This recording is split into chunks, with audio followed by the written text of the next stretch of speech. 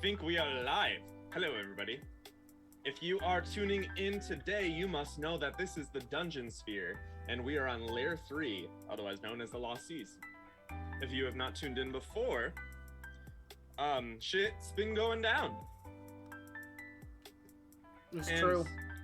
Yeah, it's been really cool.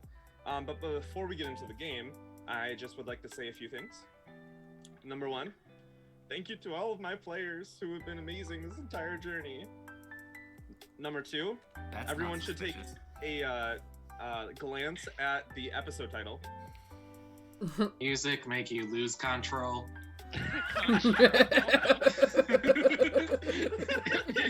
Yuri and I just start like, yeah! I know that song! And also, we just had episode 2 of the Fountains of Vesipasara miniseries. And the team is gonna there's something going on with Karish Dooley. Yes. Yep. That's true. That's a true fact. That was a true fact. As a true fact can be in a fictional story. So if you're watching now or in the future, check it out. It's been really good. Mm-hmm. There have been a lot of fun bits with it. So I would like to announce that I have a cat in my cat pocket. that is true. Yeah. Can you lower the camera so we can see the cat pocket? Can we Maybe. get the cat cam in here? I need a cat cam. Cat cam! I can adjust the. Can you see? Oh, look at that. Look at that. Yeah. She looks so annoyed at being woken up. Pretty Like, how dare you? dare people look? She was like, you should be paying me to be on cam. much. All right. Last episode of Dungeon Sphere, you all left the safety of the checkpoint. And you got back on the ship. And then the ship found its way to the second island, where the flame key seems to be. And there was a little human settlement, like humans, resilient, and they just still live in there, it's just them, and they make it work, and they are xenophobic as fuck. But with a few clever disguises, invisibility, and such, you all were able to gather some information, learn about where you could possibly find a potion of fire immunity, which you did. You took the ship to the temple, bypassed all of the dangerous lands, and you went inside, and Umbran volunteered to suffer. And once Umbran was done suffering, you all got the potions. And then you all dove into the volcano, where you eventually ended up arriving in this little area where there is a statue of a stylish sea elf holding a key, a red key, up into the air. There's no like fancy book or anything this time, just a key.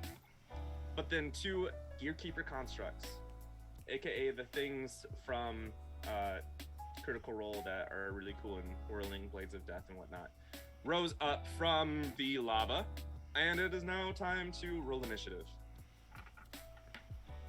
So let's see how you all do. First, I'm gonna roll for the constructs. Oh no. This is starting off good, guys. Oh, Jesus, not for me. Oh, well, maybe not. And you gave advantage on initiative to yourself, right? Yeah, it's a good thing, too. The first one was a 2. This will be round 1 of combat. I got my die to keep track of the rounds. That's also not reassuring. You're in here for 300 rounds. That's the so on which rounds does the thing happen? Every 3rd round, you all just die. Yeah. Finally, about time.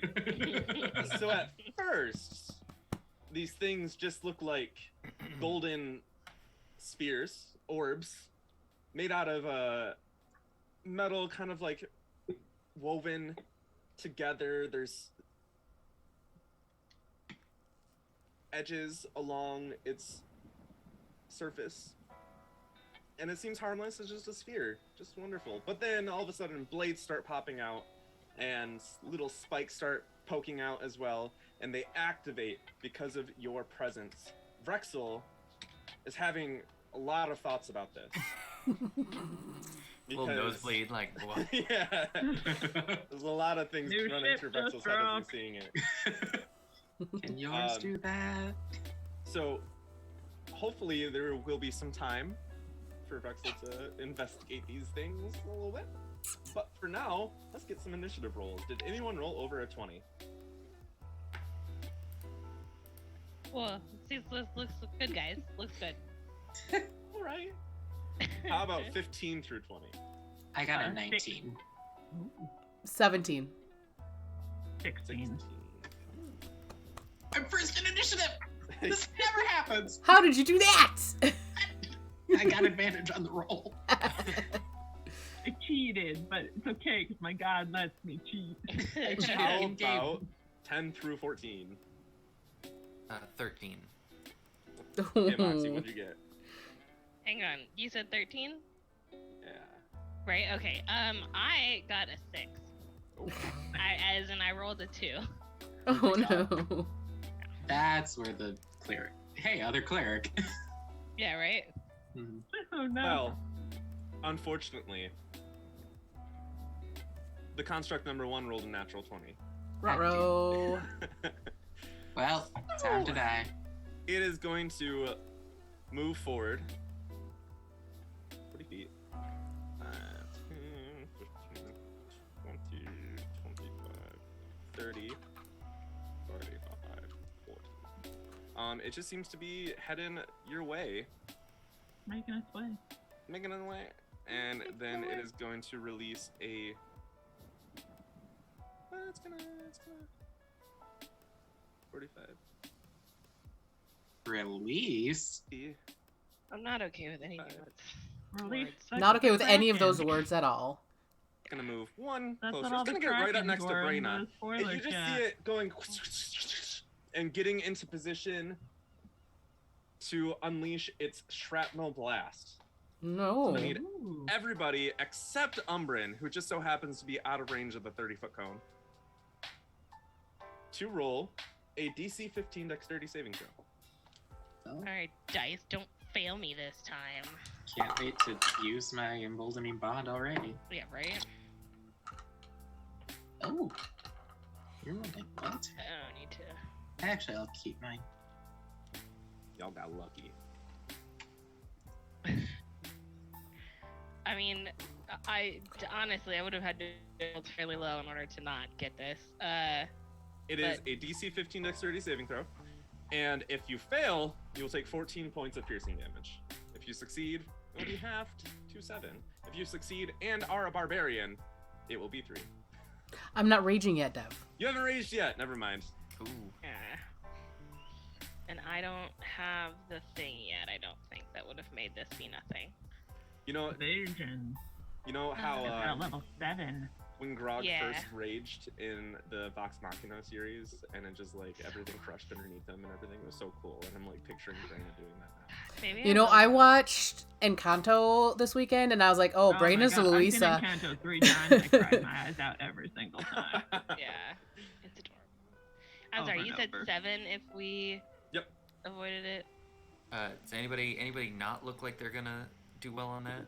No, I mean, I rolled a 16. And I got have a plus 19. I rolled exactly 15, so Ooh. I'm fine. Nice. The average is 21, so getting a 14 on this makes this Yeah, PM. I'm sure these things have bigger hits. I would wait. All right, that is its action, which means it is done, and it is now Canari's turn. Cool. Action for Channel Divinity for Twilight Sanctuary. All I right, can let me get to toss that up. What color you want? Don't we have that star one? Yeah. We don't have to use the star. Okay, it's there. And it's already Um, bounded to you. So if you move your Great. character, you move the aura. Yay. Wonderful. So that's my action. Bonus action, I'm gonna cast Spiritual Weapon. gosh, At this is way too small, isn't it? level. Nope, never mind. And let's have it appear. Boom. Yeah. Woo! This only made it big. Okay, right there. All right, so Yeah. your starry frying pan appears. Yeah. It has And the it's... emblem of Celestian on its surface. Mm-hmm. And then that is... Okay. I'm gonna hold on to Emboldening Bond, because I think this will hit. Does an 18... Or not an 18. 19 hit. Yes, it does. I forgot I bumped up. Cool. So that is...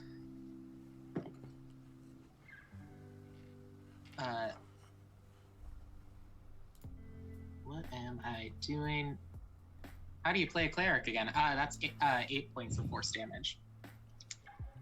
8 points. Now you play a cleric by making zombies scared of you. True.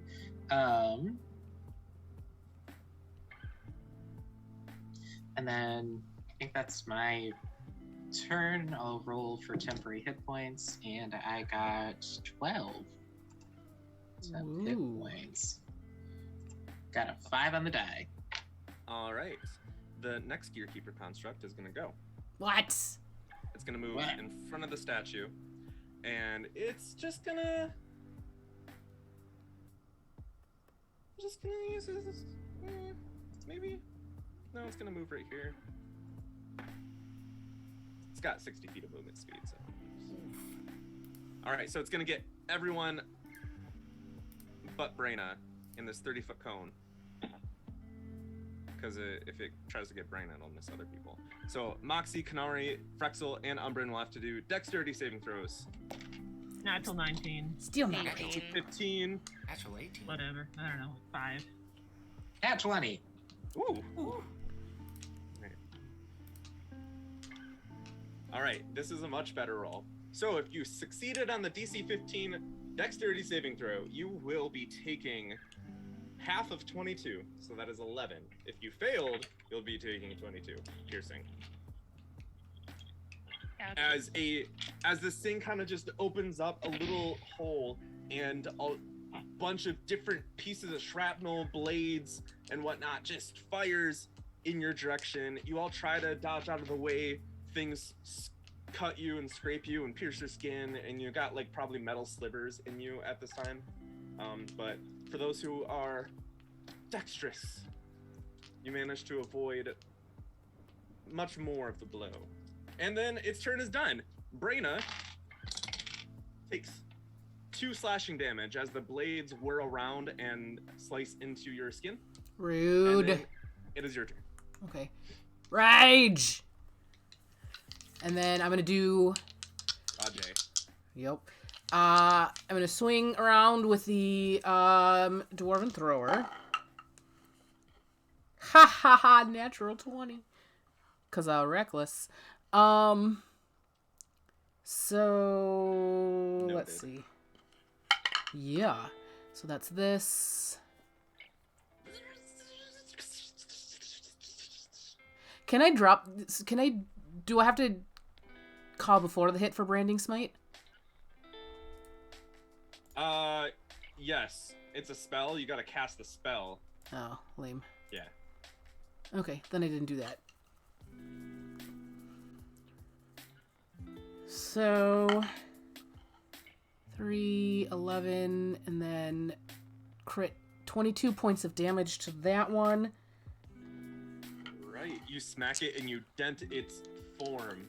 And then I am going to wing the storm boomerang at 2 and hopefully hit. It will be at disadvantage because an enemy is within 5 feet. Does the reckless negate that? I think reckless is just melee. Is But it? let me double check.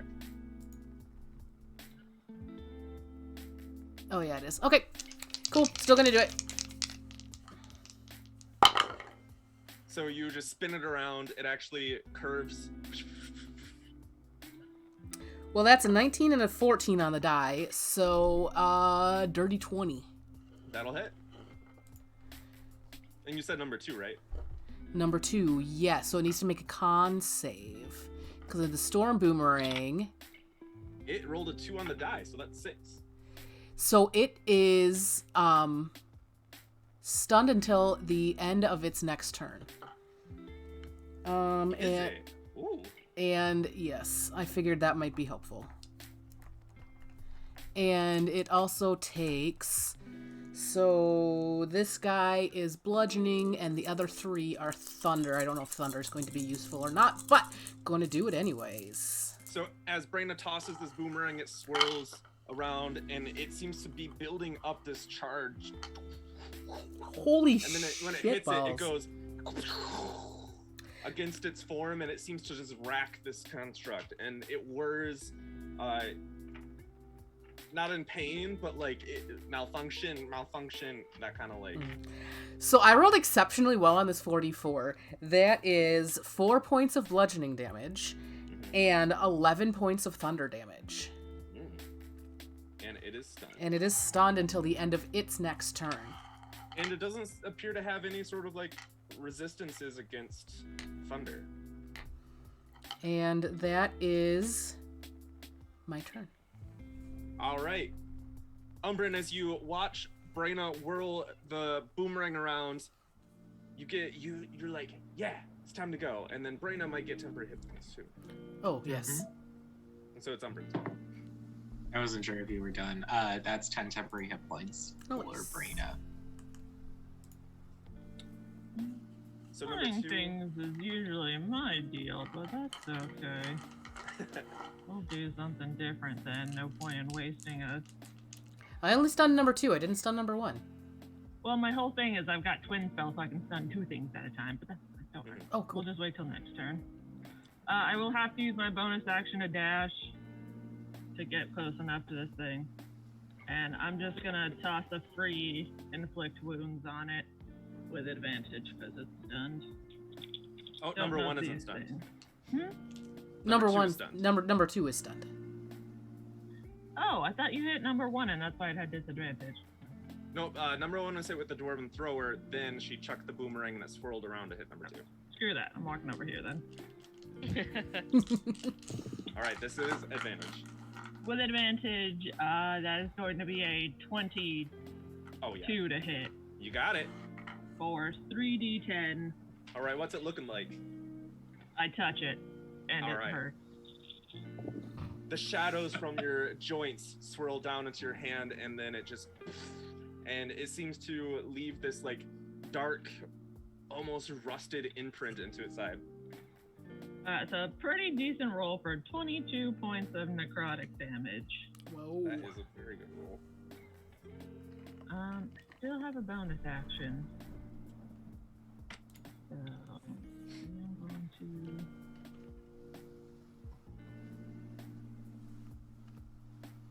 Do you think we should just grab the key? Like we did last time? Oh, we could. We only have a certain amount of time with the heat stuff, right? Like That was like to an get in and out. hour. Yeah. How long How long did it take walk us to get here? in? Yeah. It was a little under an hour. I think it was like 40 minutes. Oh, but we all have 2, right? That was the whole thing. No, we Yeah. had 2 of the pearls of going under. We have 3 extra heat resistant potions. Got it, But we okay. were planning to sell those. But I guess if anybody gets desperate, we have to pick the 3 people we love most to go. Oh, wait. No, it was like 20 minutes. I'm so sorry. I was thinking from the time you entered the mine. Yeah. Like, no, you got plenty of time. When you entered the hot crack, Mm-hmm. that doesn't sound right. But yeah, once you enter this like Well, these Well, things, that's what we did. That's what I I'm gonna have get in my some notes now. distance. With a bonus action to dash, I can get right under the statue. So Okay. I will be here. Can you Yeah, get? But that's- you can't reach the key, right? Or Not at this moment, but I've got mage hands, so okay. Well then, I'll stay over here. I doubt the statue's 40 feet tall.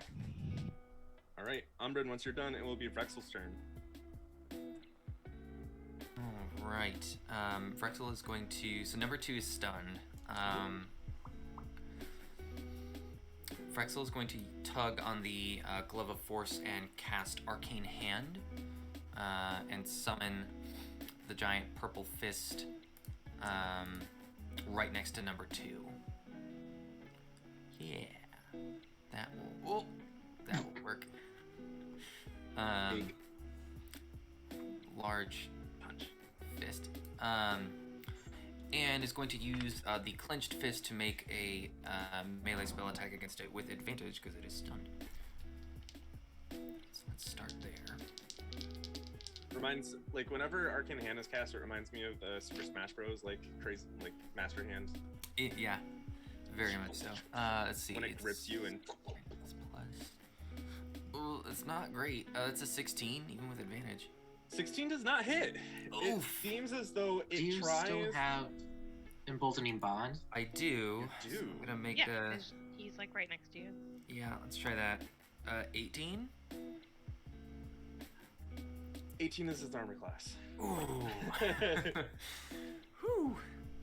All right. So it feels as though you're not crushing it like you need to, but then you look over at your allies and they look at you and you feel inspired, and then Lunge!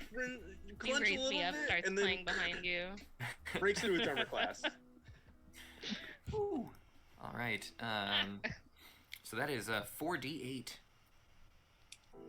force damage. Let's do rolls 4. Oh, that's lame. That is 10 points of force damage. That's rough.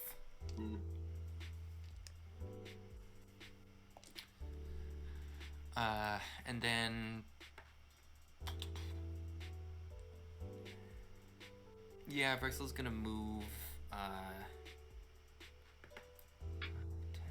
15 here. Trying to stay near friends here, but just gonna kind of move in that general direction. And that's it. All right. 12 temporary hit points to Vrexil. Ooh. And Vrexil,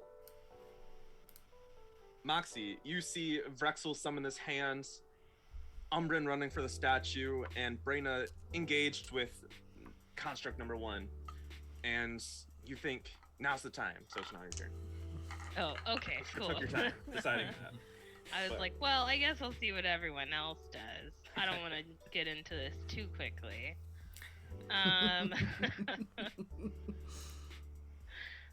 Moxie's gonna move over to here.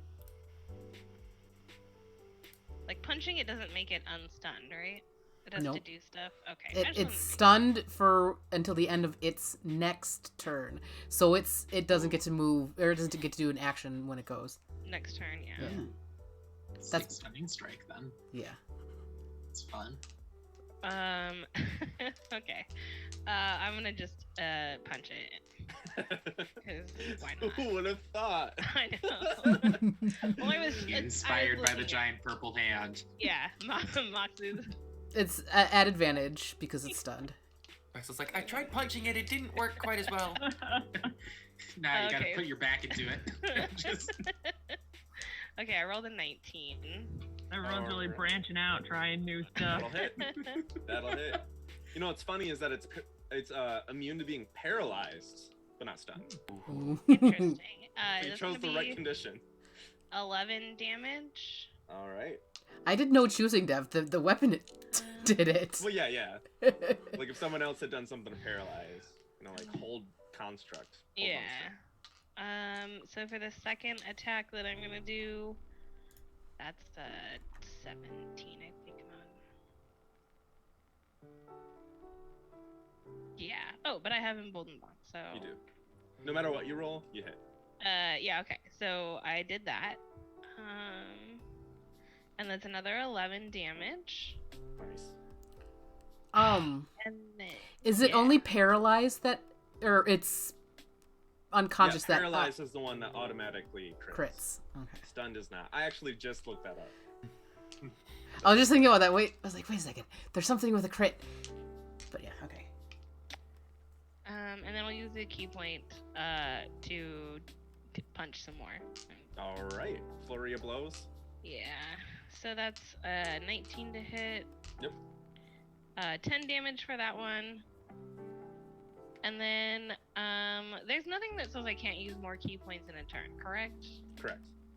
Just wanted to make sure. You're only limited by action economy in terms of Or action, what you bonus can- action, all that. But when using key points for variety of effects, you can do those as many times as you want, so long as they don't require action, bonus action. Okay, so then for my final hit, that's gonna be a 20, a dirty 20, Yeah, that'll hit.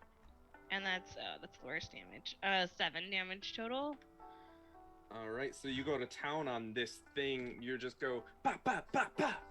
It's almost like your punching bag, landing each of the blows.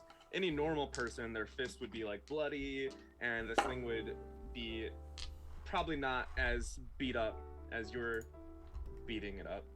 But because your fists are empowered with your key, it's just you're denting it. Like you see 4 real nice fist-shaped dents right in front of you. I enjoy that.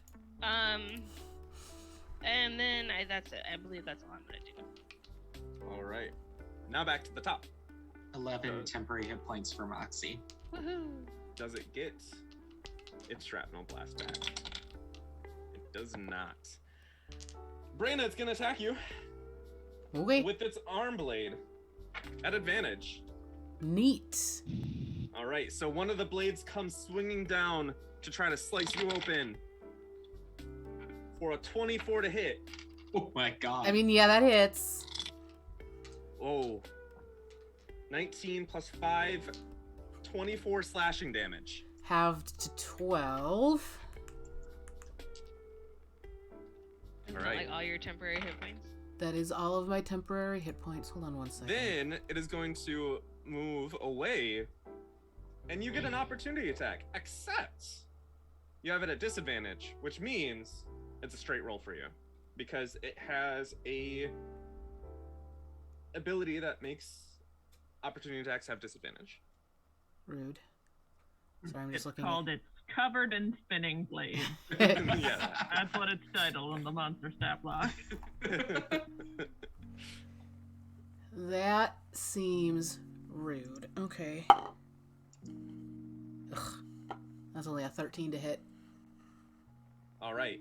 You whiff it as it moves away, seeming to hone in on Umbran, who is going for the key, because it is designed to not let anyone take the key. Maybe they should have stuck closer to the key, but they're just like swirling balls of death, so they wouldn't know. How damaged does it look right now? Number 1, Yeah. barely. You got a big dent on its side, but that's about it. All right. So then it opens up a little hatch, and a spear almost sets itself up like a torpedo, and then it shoots itself out at Umbran. At disadvantage. For why? Because I hit it.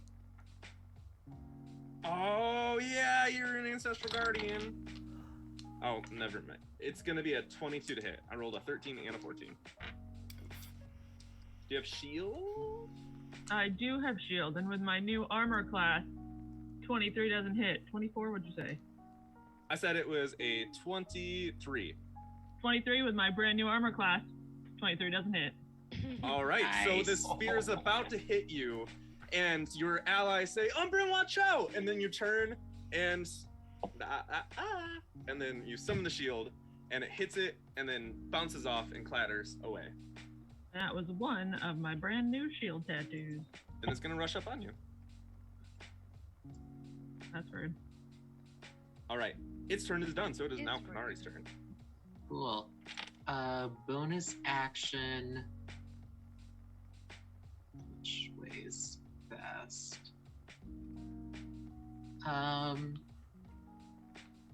Which Are both of them still looking pretty hardy? Number 2 is having some problems. You hear some grinding coming from it.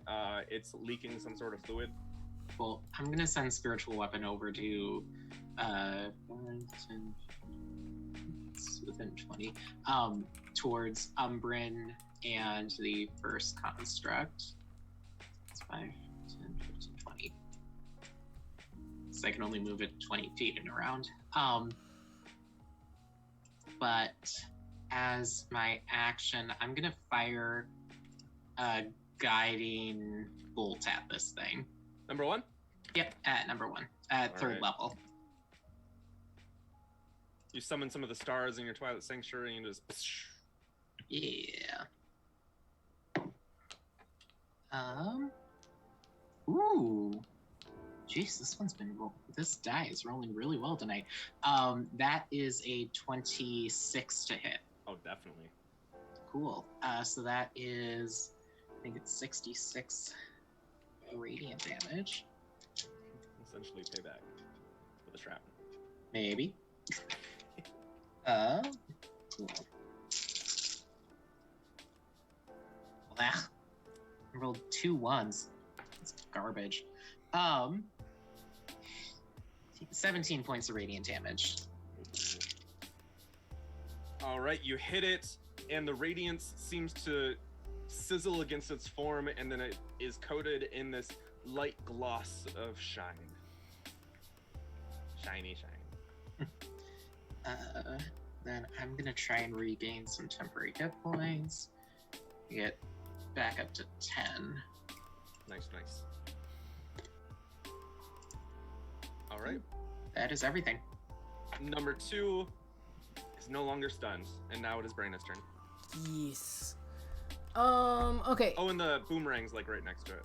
1, 2, 3, It did not come 4, back. 5, 6, 7, 8. I can't actually get up to 1. Shoot.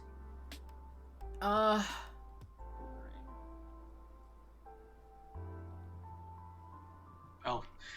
I was like, what is that? It's a boomerang. Okay, I named it Boomerang. Why is it so big? So That's what size the boomerang is. Yeah, it's a big boomerang. I can't actually get up to 1, unfortunately, so I'm going to come here, free object interaction, to pick up that boomerang, and then take 2 swings reckless at number 2. Didn't that girl from Inuyasha have a giant boomerang? She did! 19 and 18, so 30 to hit. Alright, that'll hit. Ooh, 15 for the first swing. Alright. Bang! Get like something for sound effects. I should. Clang, whack, smackaroo. Smackaroo is going on the list of sound effects I need. 25 on the second hit. Yeah. You got it. Ooh, garbage roll Like a though pinata to you. for 9 damage. As my ancestor swirl round. And as that is my disadvantage to attack anyone but me. Does number 1's disadvantage end at the end of your turn? Yes, because I didn't hit it this time. It's whoever. It's the first opponent that I hit. Each turn. Okay. Yeah. Until the end of his turn. Oh, I forgot to check to see if number 2 got its shrapnel blast back, and it did not. So sad. I'm only telling y'all so that you can pity me. That's not the gonna world's happen. smallest violin. Just for you, Deb. That's my turn, by the way. Did I say that already? Maybe. Umbran. I'm just barely in the thing. Do I still Yeah, get? I was about to ask. Yeah, you get it. You get it. Don't worry. 9 temporary hit points. Okie dokie. I don't know Umbran, if at that... the start of your turn, since you were within 5 feet of this thing, it slices into you just a little bit, so you take 2 slashing. Ooh. Alright. And then you may proceed. So, how tall is this statue? It's about 15 feet tall. Oh, good. I would like to... And what is the range of this spinning ball of knives? You look at it and you don't think its range is any more than 5 feet. In All right, terms cool. of its arm blades. The spear launcher, it's got some range. I'm going to bonus action disengage, Alright. and I'm going to use 15 feet of speed to climb up to the top of this statue and just pick up the key with my robot hand. Alright, give me an acrobatics check just to see how graceful and beautiful you do this. 18. Alright, very graceful, very beautiful. As you like grab certain parts, swing around, dance, Mario jump. Oh! Wow! And then now you're up from at my 15 feet. elevated space, 15 feet above the sky, like there, or whatever. I'm going to twin a 3rd level Tasha's Mind Whip at 1 and 2. That is an Alright. intelligence save of 16. I will. I gotta look it up real quick. Alright, intelligence.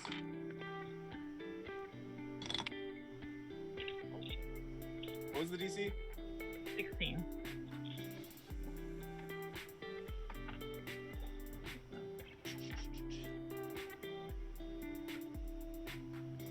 Alright, so they will not take any damage because of psychic damage, but they did both fail. And so they are tangled up in this whip of energy. Yeah. Well, no damage, but good enough. And I think I'm just gonna chill at the top of this statue. Alright. And how much damage was that again? Oh, I thought you said they didn't take damage. Oh my gosh, I'm tripping.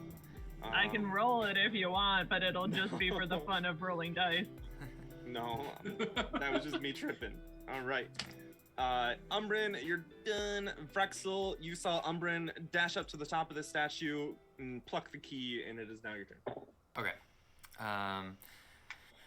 Vrexil's gonna send the arcane hand with his bonus action over to number 1, and it's going to try and have it do grasping hand and try and grapple this thing. So, what's this? Hands straight plus 8. You have to be in an 18.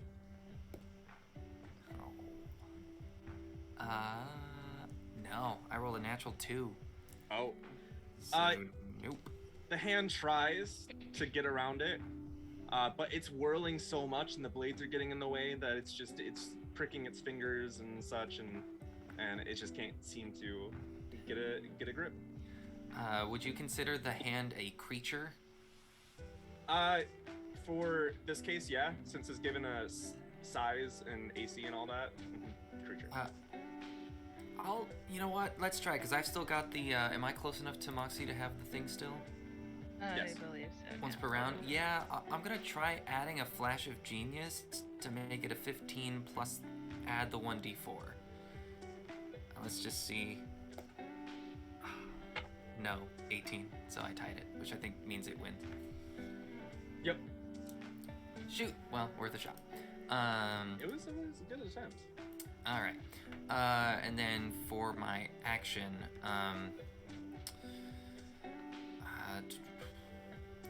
Vrexil will just go over and, taking a cue from everybody else, is gonna go punch a thing. With his, Punch all of the things. Weak little nerd arms. with the thunder gauntlets, just like. So it's 2 attacks. Oh, hey, that's good. A 23 and a 22. 23 and 22 both hit. Okay. Nice. Hi, Clarity. For a total of 18 thunder damage. Okay. And also, it now has disadvantage against anybody Mhm. but me as well, stacking that effect with Braenna. So basically, it has disadvantage on everybody. It's not going to be able to Such hit. a good combo wombo, right there. We'd love to see it. Do. All right, Moxie, you see Vrexil run up next to you, momentarily distracted as a blade slices your arm for 6 slashing damage. Ouch. That's not cool. Vrexil That's not distracted you, but now you're Dang it. focused. He was doing such a good job punching. I was really proud. You want me to roll for temp HP Vrexil, or you still have all of them? I got my 12, so I think I'm good. Okay. That's You said, max, right? 6, right? 13 is max. 13. Yeah, 6. Okay. Just kidding. It didn't hurt at all. I'm going to move. I can hit it at here, right? Is that advantage, or do I need to be here? That's advantage with Braenna. Okay. So I'm gonna move there. Ducking off underneath some of the blades, jumping over another one, you get into position. And- That's gonna be. It's a 17 plus 8, so. That'll hit. That's 9 damage. And then it's a 16 plus an 8. It's now smoking. That's another 9 damage. How dead, close to like breaking does it look? It looks like it's barely holding together. Like screws are popping out and shit. Okay, well then I'm gonna just keep punching it. That's a natural 20. Nice. Hells yeah. Is this roll and double, correct? Yep. Before or after I add? After. Add everything, you do everything as Dang it. normal, then you just double it. So that's gonna be 14 damage. Alright. Did not roll that high. It is still up. And then finally, wow. That's going to be not enough. 17, so I'm gonna do my bond, and god damn it, it's a 1, so it's an 18. Yeah, that hits. Oh, okay, cool. I thought that would be. Oh, okay, cool. That's gonna be 11 damage.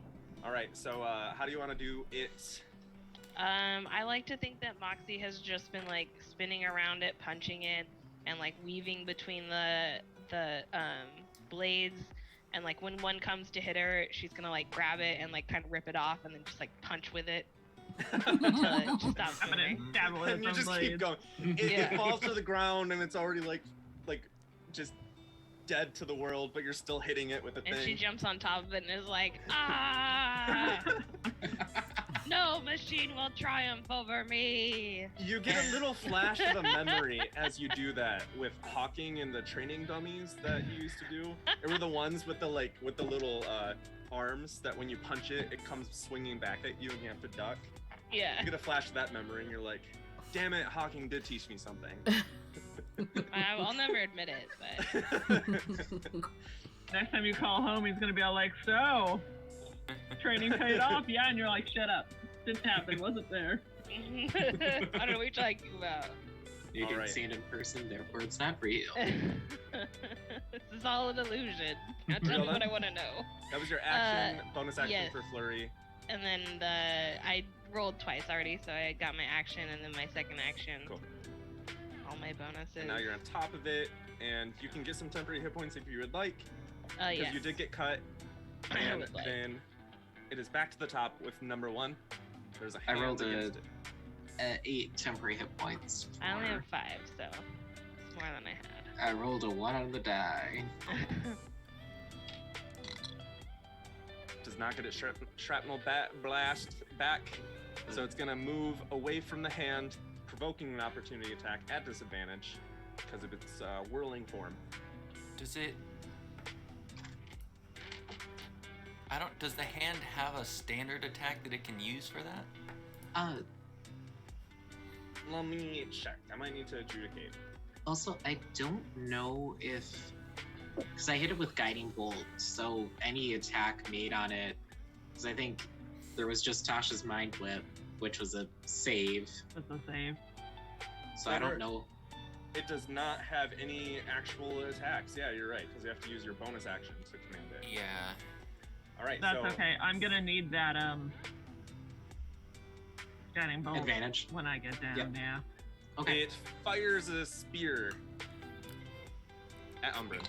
Can it fire a spear if it moved? Doesn't it only get... No, it cannot fire a spear if it moves. Oh, you're right. It may move, it may take an action, or it may take a bonus action, but only one of those. So they're not intelligent. So it moves, and then it starts to try the process of having the spear come out, but it gets tangled up in these pink strings of energy, and They're it's purple. purple, I'm purple. strings of energy. Duh. And then it's Canari's turn. We're all purple. Okay. We're all purple. Oh. All purple here. That's our theme. We all purple down here. I was just going by like Purple all the way down. How are people looking for hit points? I'm definitely. I haven't done shit. Yeah, I'm fine. I'm only Hit the down. beginning. I'm only down down. 11 right now. I'm Down like, 8. I made 2. This is gonna be a tough challenge, and then this. Stun. Uh, No. Deb, you know how overpowered our team is. We're ridiculously overpowered. Yeah. The only time you ever actually heard us, you caught us by surprise, and you had 2 free rounds on us. I know. I'm at 8. I've lost 18 health, so I don't know. It's fine. The same. Okay. Just to. Okay. I want to leave the advantage for Umbran. So. Number 2 is dead, right? Yep. I'm standing Cool. on it. So I'm next. Am I not hitting it? I mean, I wanted to do a big hit and try to crit with an third level inflict wound, but I mean, if you just want to hit it, go for it. Okay. If that's the case, why don't I just do this? So that's 5, 10, 15, 20. That's going to move up, and Spiritual Weapon's going to make an attack on it. I think at advantage since that's still going. Guiding Bolt's still going. And nobody's hit it since you did. Ooh.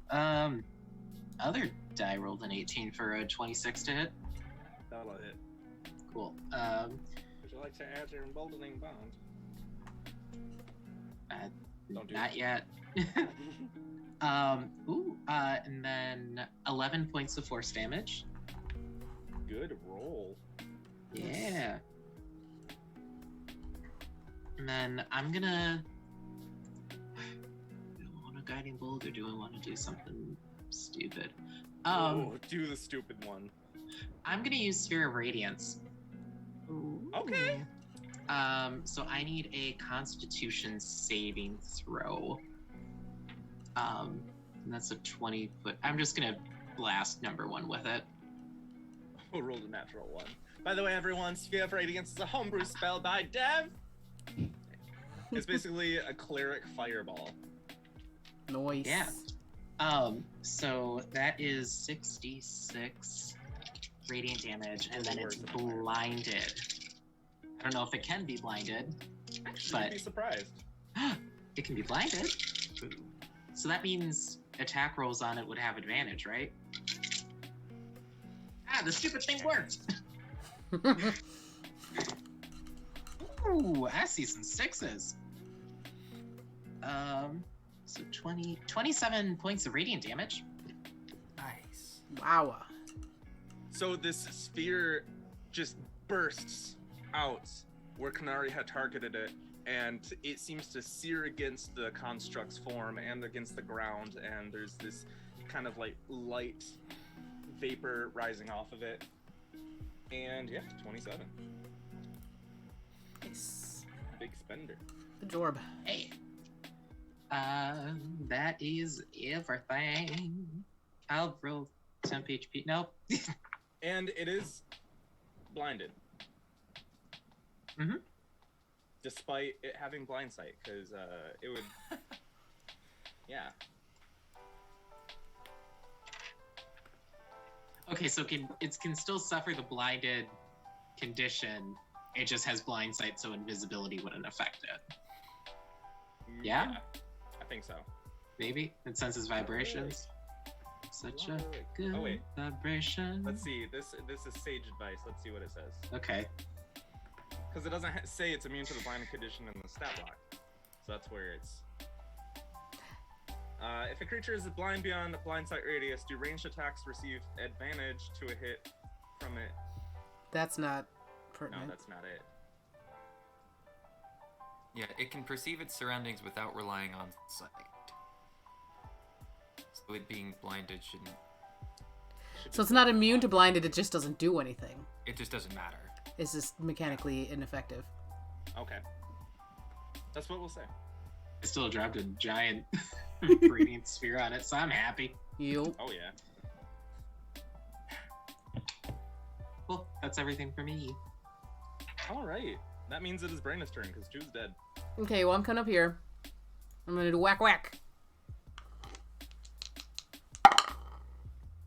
Ooh, a 2, but a 17 as well. So 28 to hit. Ugh, garbage. That'll hit. For 9 damage. And then a 22 to hit. Mm-hmm. For 14 more damage. And I did reckless, by the way. I rolled with advantage, I just didn't say it.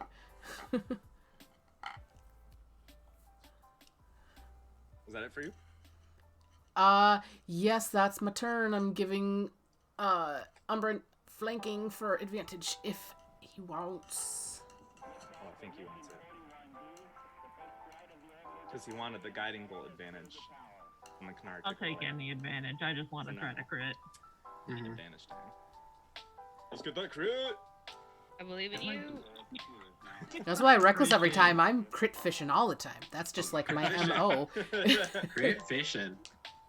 Alright, I'm going to drop down with all of my advantages and attempt a 3rd level inflict wound. For a 15 and a 13, but 23 will hit, I assume. It will. Alright, that's gonna be 5, C, 10. Actually, it suddenly gains an armor class of 26. Sorry. No. Second form. That's 27 points of necrotic damage. Got the word. I was like, hurting damage. I'm like, God, that's not it. Don't say that. All right. Your hand seems to almost melt through it as everything around it turns to this rusted, oozing, golden goop. And you deal quite a bit of damage to it. It's still up, but it's whirring. Nuts flying off. An Yeah, arm this thing's falls almost off. dead. I'll just stay here. All right. So Vrexil, you just saw Umbran dive in, hand first, and you think now's the time. All right, so we're gonna try this again. The hand's gonna go to the other side, and we're gonna try the punching version of the what's it? It's called a thing. It's cooler than that. Clenched fist. Nothing's cooler than punching. The punching one. So let's see. I need to get Meg a shirt that just says punch. I punch. I do punch. Does the hand get flanking with the spiritual weapon? It does not. Damn. Worth a try. Hey, still 24 to hit, so... Oh yeah, you got that. Alright. Alright. So that is, and this is all of the bonus action too. So Forceful hands? Is that what it's called? No. clenched. It is clenched fist. Yeah. Oh, Okay. So, I picture clenched fist as like it's clenching its fist around something and squeezing, but it's actually making a fist. it's because then it's Clenching got it, grasping and then- hand, which is actually what you would think. Yeah. Yeah. So that's 14 points of force damage. All right. It's still up, but it's half of its like exterior has fallen off onto the ground, and you see the mechanical whirrings inside. And roll me an intelligence check. Pretty good at those. Let's try that. Well, it's just a regular check. Yeah. 19. You think that you might be able to integrate some of these parts? Oh. Upon first Oh my glance. god. Uh, Vrexil's armor's gonna look like a tank soon. all right. So how badly hurt does it look? It's bad. Okay. Half of it has fallen apart. Then with the action, let's do the high level magic missile. To do 7 darts. This All thing. right. Let's see. I need more d4s. Here, I got tons of them. No, you didn't hear me. I need all the D4s at the table. I think what you heard was, I need a lot of d4s. What I said was, I need all the d4s you have. Every last one. Okay, so that's 5.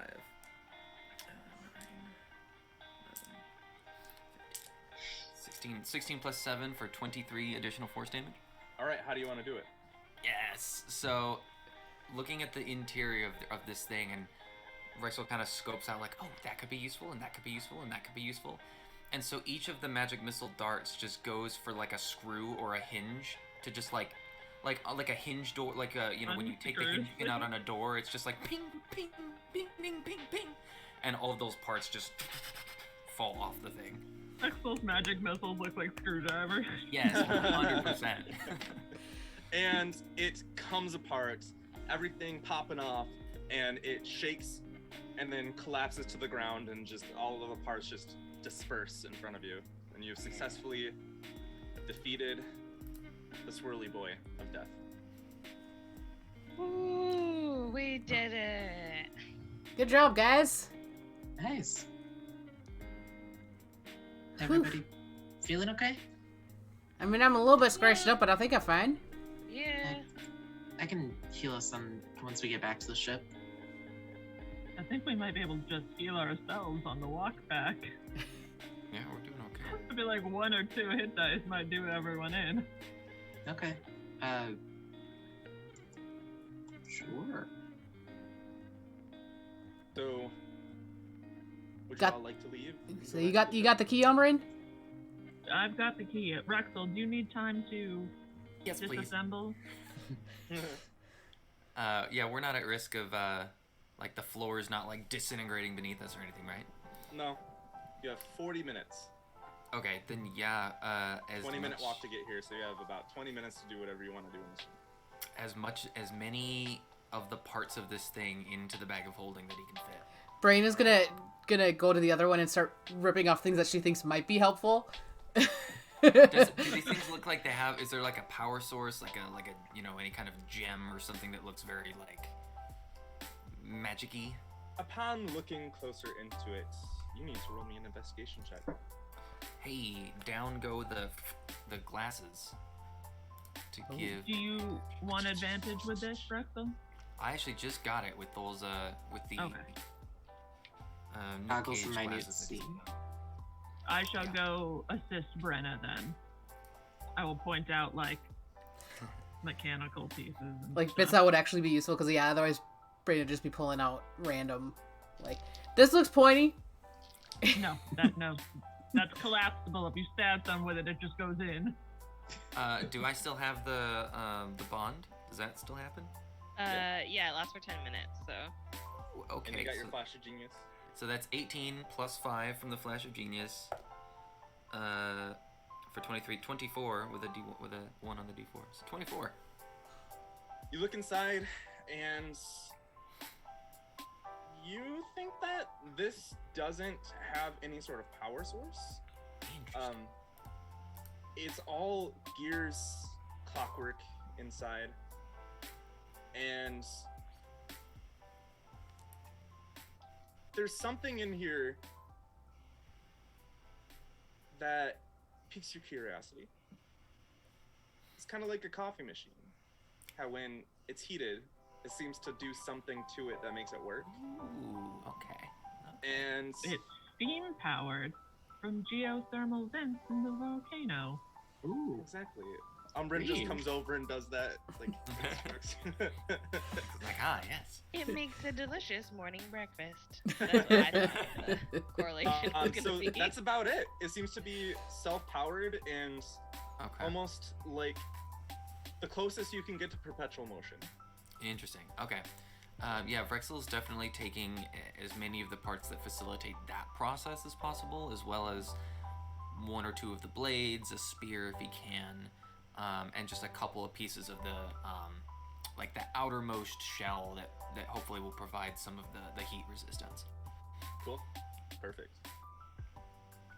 Now, once you all have finished up your looting, gotten the key, you walk back, maybe at a fast pace, just in case. You don't want to cut it too close.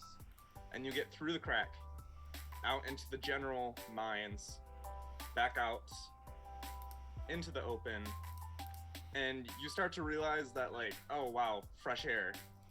It may like smell like fish, but it was really hot in there, and the air was like heavy and just oof. And so you get onto the shore and you see the ship. Is there anything else you would like to do before hopping on the ship? I don't think so. I think there's Yeah, anything I else don't we think need so. here. I don't really remember what's around us, but I don't think it was anything like super exciting. No, I I think think the best we can do is make haste. We're already so far behind. Yeah. Get on the ship, and Captain Barbarossa's on top, just sort of checking things over. You see her at the helm. Ah, you made it.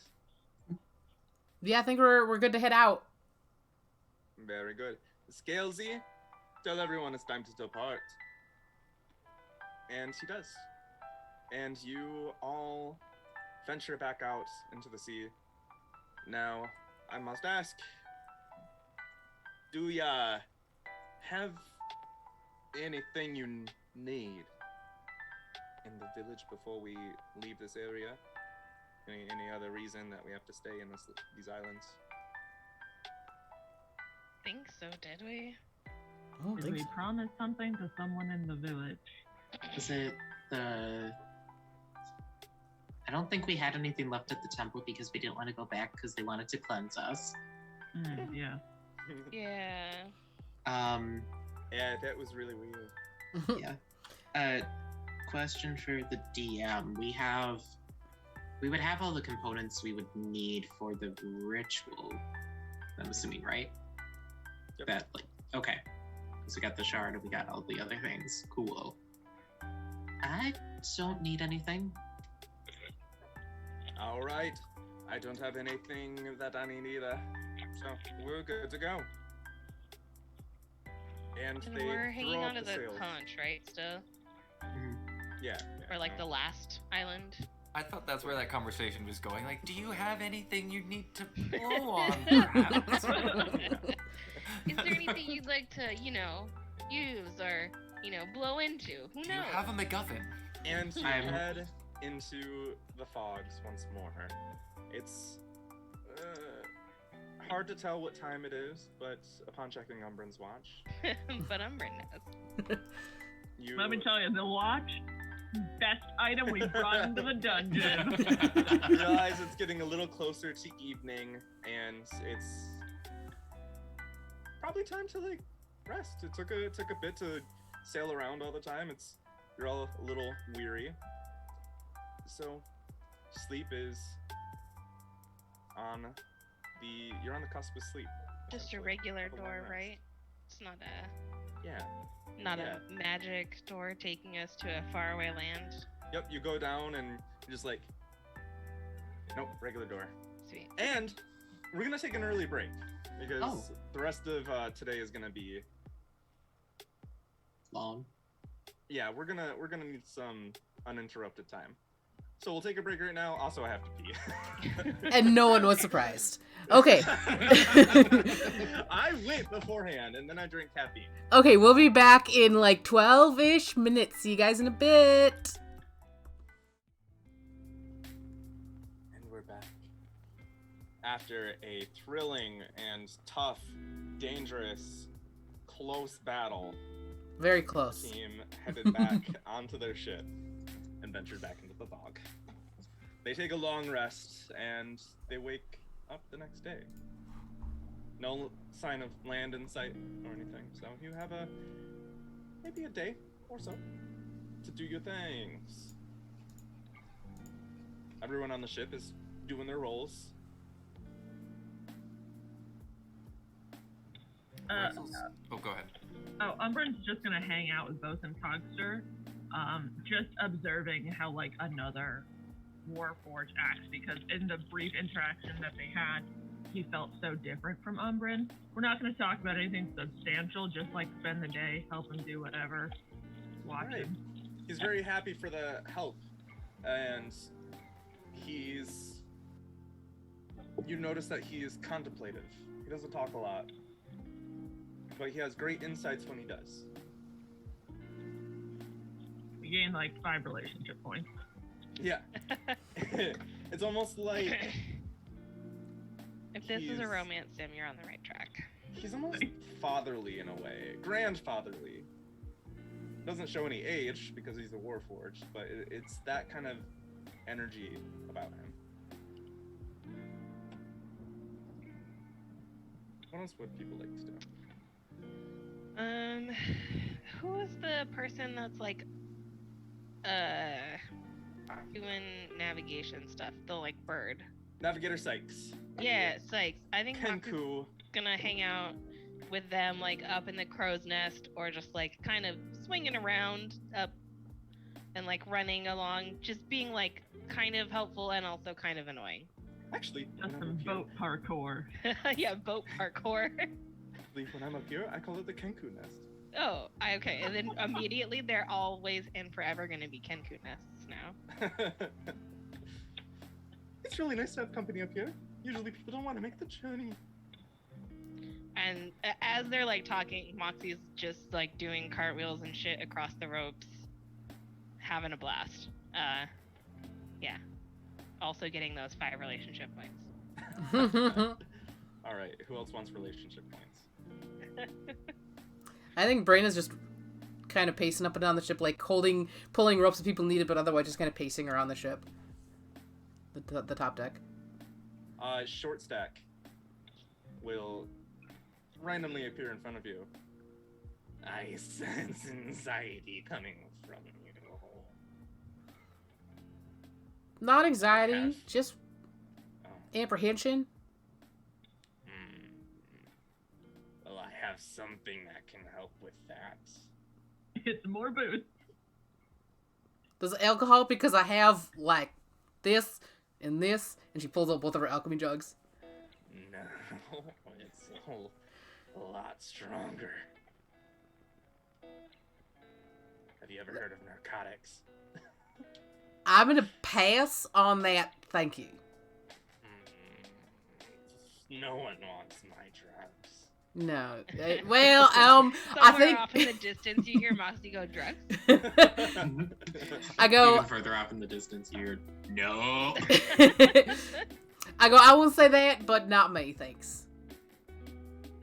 I like to think that Moxie says that, and then Canari just like head appears from out, like all the way up there, like no. Well, if you ever need drugs synthesized from a pufferfish, Oh, I'm less interested. let me know. Drugs from a pufferfish. That seems dangerous. Those can poke your throat. The best seaweed we can find. Now you're talking my language. You can't eat the seaweed. All right. It's H2. And then he just But can you disappears. He smoke just goes it? behind a box, and if you go to like look for him around the box, he's gone. What weird little thing. Vrexil's tinkering with the Gearkeeper items. All right. Just kind of seeing what they can do and how they might be integratable. Roll me a Tinker's check. Oh boy. I have expertise with my tools, so let's see how this goes. Which one do I want? Natural 14 plus 5 for intelligence plus 6 because double proficiency, so 25. All right. You are thinking that you might be able to integrate these blades into your machine. Gives you essentially weapons, and it will bypass the need to have proficiency to essentially use a longsword. Okay. Interesting. If you ever need that. We will continue the experimentation. Lita Lixmora will... Are you doing this in your room, or do you have a special... probably. Just... Okay, she wouldn't bother you in your room. And... Canari, what are you doing? I think Canari has kind of opposite of Braenna. Canari's just kind of been sitting on the ship's deck and meditating, especially as it kind of gets closer into the evening, twilight, if you will. And I think she has the etchings from the divination spell that she did for Andrew, and is kind of sitting there, I think, with her, with one of the books that she had brought from the last checkpoint, or the rest area where we had, it was all of the like curse breaking information. So she had all of that, and she's kind of sketching in this journal, trying to go over through all that. And then I think at a certain point she would retire back to the room and try and meditate and try and just connect with her core eye spirit, because she hasn't done that in a hot minute. All right. You don't hear her, you don't see her or anything, but you feel a comforting presence around you from within you.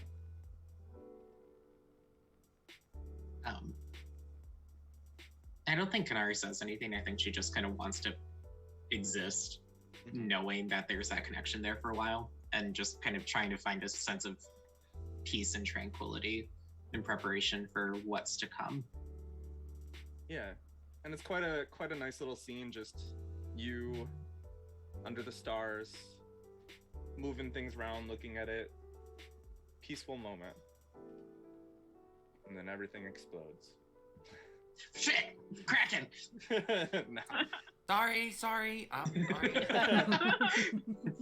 No, I that's thought, exactly what if I could put bombs in the swords, and the swords could the bombs, and it was just look out of hand. Oh, absolutely. In the middle of Canari's like meditation, there's just a sword that pops up. Like, What if I combined the musket with the spear launcher? Oh no. a second one appears through the ship's deck. Just okay, I'm going up to the Kenku nest just to hang out. And another day passes by, and night falls, and another long rest be taken by the crew. You wake up in the morning, served some food. It's really nice food, actually. You've been able to get a lot of resources, and Skills, he's a good cook. Then, a little after breakfast, what would you all like to do?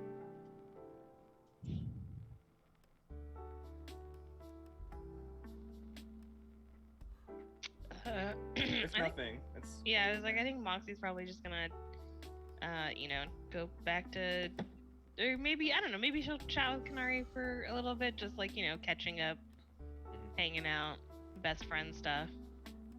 Braid each other's hair. Yeah. I think like, Canari- oh my god, what's wrong with your hair? Because she hasn't been doing anything with it. No, it's fully just like Canari sitting there with their sickle, like trying to like break apart like all the knots and tangles and everything. Canari's been wearing her hair down a lot more. Like it's still normally in space buns, but I think especially when they're on the ship and not doing anything, she kind of lets her hair blow in the wind. If you cut off some of her hair and turn away or walk away or try to find a broom or something, you'll see a little flash of Short Stack grabbing the hair and then scurrying away. I immediately mind link with him and be like, "What the fuck are you doing with that?" Just a note, by the way. Yesterday, Braenna, beard. Today, Braenna, no beard. Your entire room is covered in beard hairs. Okay, Moxie, I would just avoid Short Stack for a hot minute, or I don't know, maybe you'll need to punch him at some point. Oh, that's fine. I mean, nobody really goes up to the Kenku nest, so I'm probably gonna go there next. Oh, okay, It's fun. nice. What was their name again? Master Skies.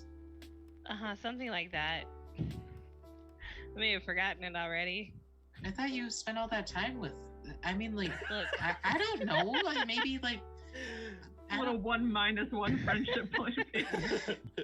minus friendship point. Oh, they don't know yet. Navigator Sykes. Navigator Sykes. I There we wanted to go. say skies. I should have written it down. Skies is close. You just gotta switch the I and the k. Yeah. So skies might be a little offensive since Kenkus can't fly. You're just like rubbing it in. Yeah, that's why I didn't Well, want to say. they're a navigator, Yeah. so they look up at the sky.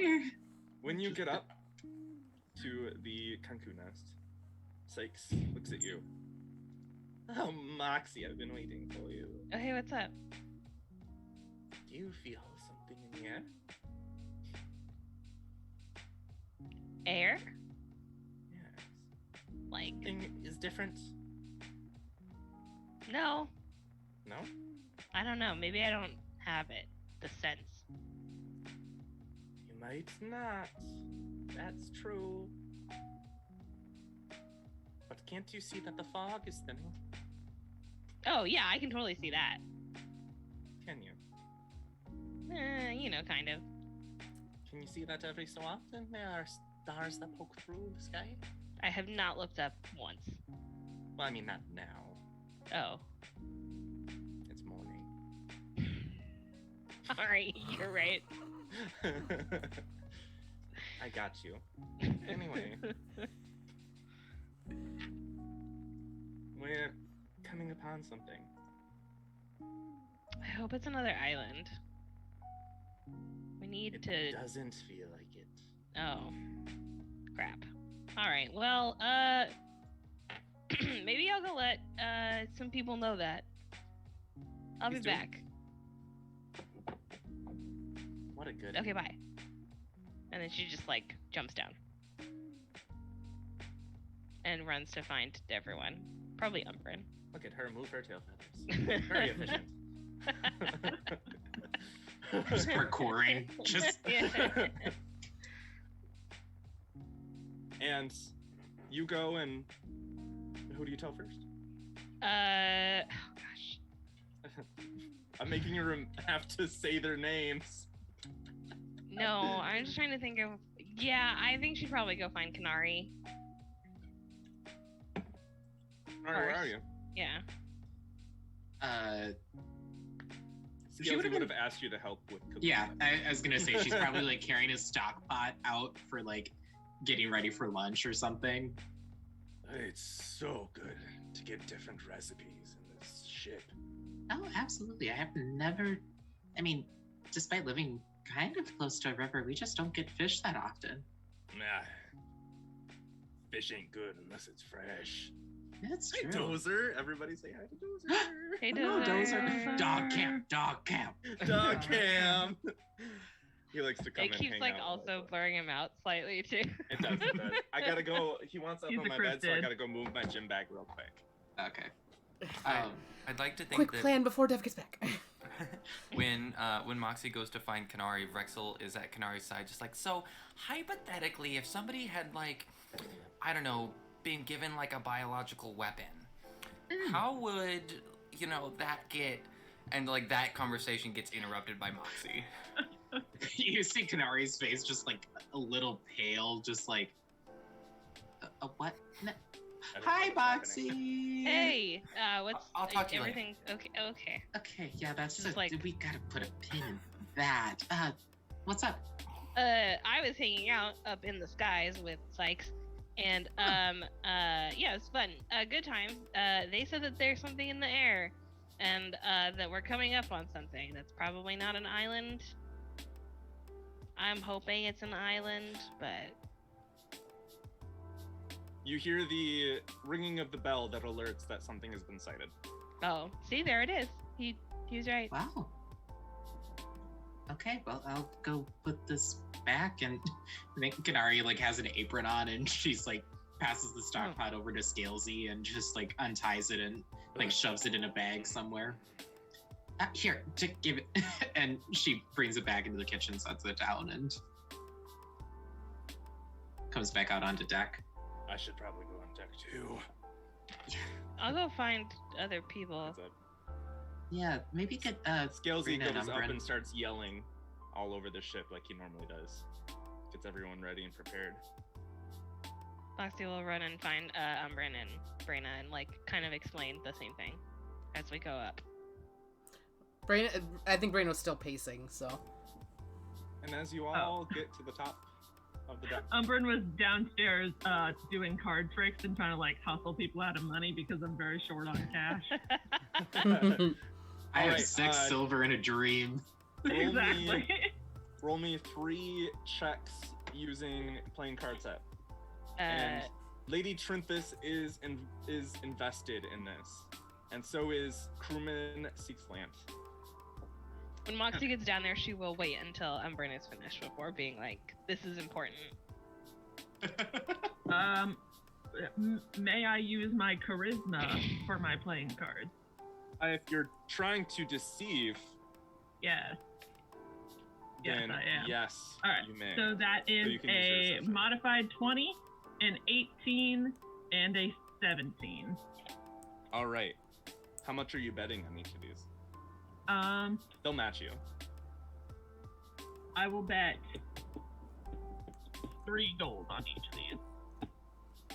All right. See if they have the cash to spend. Round 1, you get 6 gold. Round 2, you get 6 gold. Round 3, you lose 3 gold. Because I rolled a natural 19. 9 gold. Nice. That brings me to 41. Yeah, big money. As you all get onto the poop deck and you look out, the fog has lessened but not completely parted like you're used to. And in the distance, even though the sky is supposed to be lit up with the sun, it's gray, dim, and soundless as you see a large tower jutting out of the sea. Decrepit parts having fallen and washed away, but there appears to be this is massive, bigger than any temple you've ever seen, by the way. And there is a large entrance that won't fit a ship, but could fit a little rowboat. Captain Barbarossa is up on top and she just sighs. Damn it. I wanted to get to the next island. Will everyone prepare to leave? We have no use here. Wait, Captain, it might at least be worthwhile to check it out. I mean, this is a massive temple, and if nothing else, I have, albeit some selfish curiosity with examining religions and, restoring that. I promise we won't be gone for long. We're already behind schedule. I So, understand that, but I think this is a very important thing. I am getting a very strong feel from this. I mean, it's a temple devoted to the water, to the deity Augustus. of this. Yeah, roll me a Augustus. persuasion check. I'll guide myself for this. I'll roll that first. Well, damn, that's a 1 on the die. So, for the guidance, this I is the actual see. roll. Oh, for guidance. What's Yeah. the actual roll? The actual roll. Okay. So total that is a 15. I think it would be unwise to waste any more time. Captain, if I may, temples hold some of the most extravagant treasures you can find. Would it not be worth it to you and your whole crew for us to at least take a few hours just to see? There could be untold riches in here. Greater riches than the keys give me access to. Perhaps not greater, but perhaps very. Worthwhile. All right. Does I'm that gonna not go entice a pirate? again? I'm not a pirate. But Does roll me a not persuasion that check. not entice a woman of the wilds and the waters like yourself? Roll me a persuasion check. And Canari buttered her up a little bit, so like loosened the jar lid, so you got advantage. Natural 19 plus 7, 26. Well, Umbran, I know you to be rational, logical. So, I'll indulge, but don't be too long. I'm sure we'll be quick. No worries. You can take the rowboat. And you're permissed to go into the tower. And I also am wondering why you didn't let your charisma character do the persuading versus for a Start.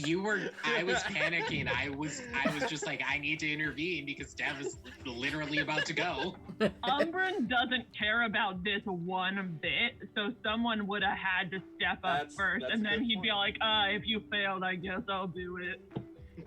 Umbran couldn't care less about this. Canari squeezes Umbran's shoulder just as like a thank you. Yeah, let's go.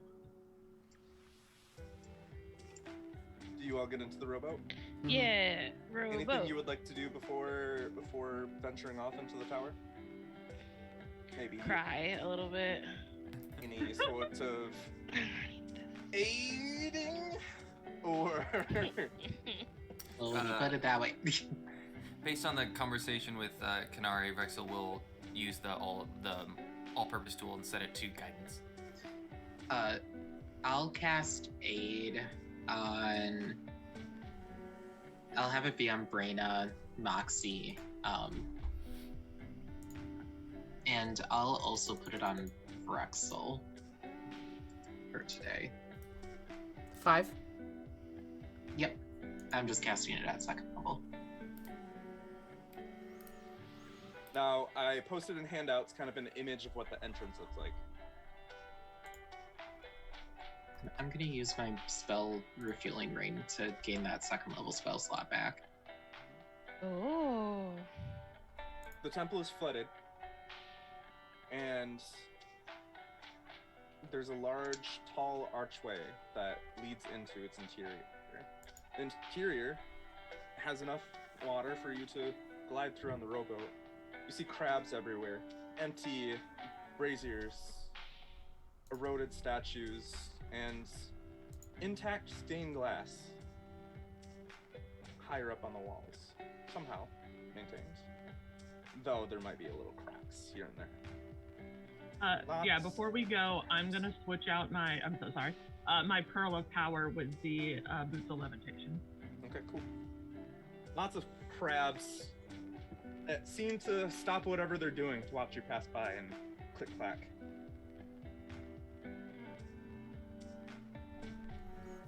Now, let me ask you this. Did you leave your animal friends on the ship? Yes. Okay. Yeah. So flashback, the constable, you pull him out. He's curled up in a little ball with the egg just tucked into his legs and everything, kind of like how a cat sits on like balls and whatever, and just like. And eventually, you get to an opening that appears to be a stairway, flooded, and the stairs descend down into dark, watery depths. Yeah, this whole time, Braenna's been at the oars, because it's rowboat, and kind of going very somberly, contemplatively. Not really saying much of anything.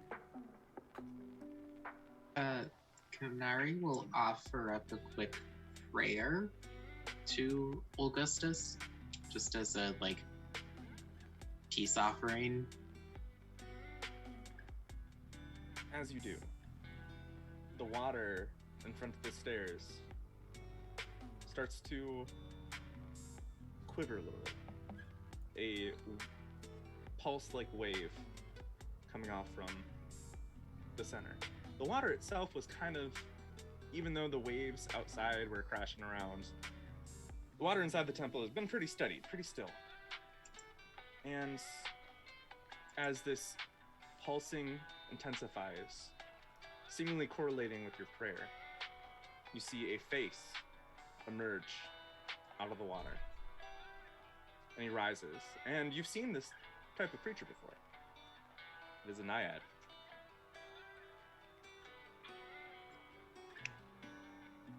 You have prayed to the god of the sea.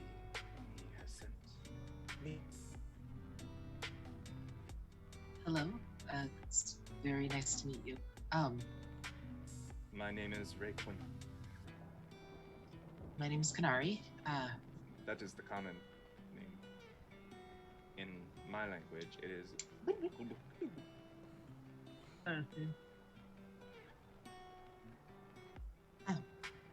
We are hoping for a guide into the maze that lies below this temple. The maze below is dangerous.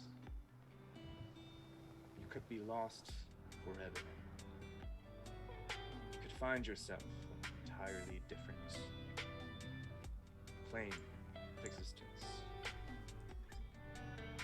Monsters far beyond your worst nightmares, lies, and death. Now, are you sure you want to take this journey?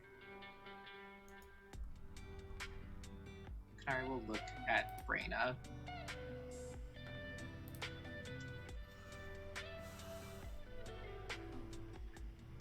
Yes, we're sure. Now I require an offering. We could call it collateral. All right. What would you seek? Something that not your average surface dweller could happen upon.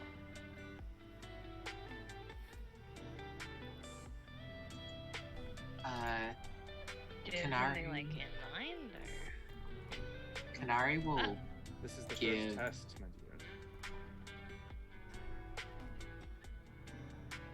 dear. He says, looking at Moxie, but then he gives a wry grin that betrays his humor. So he's joking. With Moxie, not with the offering. I was about to say. Vrexil will pull out the bowl of water elemental I content. don't want anything from you for what you did to my sister. Give her a coin with an image. Disappeared. Rude. Oh. Wait, has that disappeared? I don't know, has it? That was the... That was the That was naiad the from naiad the from the well. Way back from Like, from floor fourth or 1. fifth Level one. episode. Yeah. Yeah. I don't think that's disappeared yet. What You is haven't it? used your thing that much? I've only used magical tinkering 4 times, 4. and I can do it 5 times before the first one goes away. So no, that's still there. Never mind. Forget what I said. Ooh. What do we have here? Well, it allows you to control the spirits of the water, in a sense. He holds out his hands. This is a wonderful one.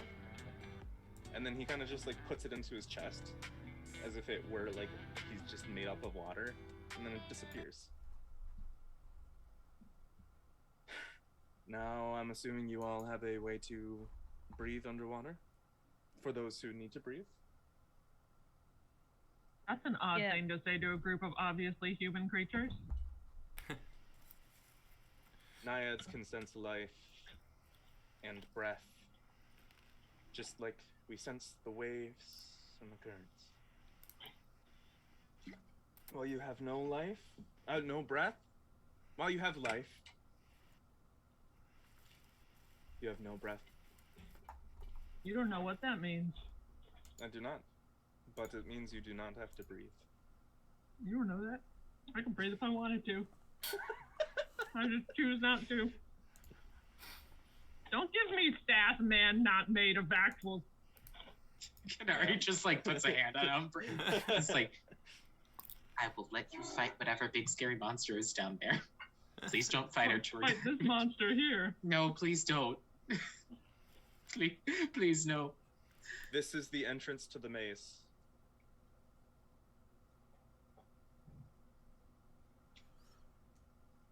From here Hey, on, did we there were check if our no- candle burns underwater? You know that the candle is for when you get to. Okay. The other But side. it's not going to lead us to the actual plane. Right, correct. Okay. Oh, Uh, also, I also need a destination. Where do you seek to find yourself as you go through the maze? Could I? Augustus has granted me sight into all planes of existence. So you don't have to worry about me not knowing what you're going to say. Okay. We are attempting to seek someone who was lost. His name is Andrew. Do not need names or the why. I need a location.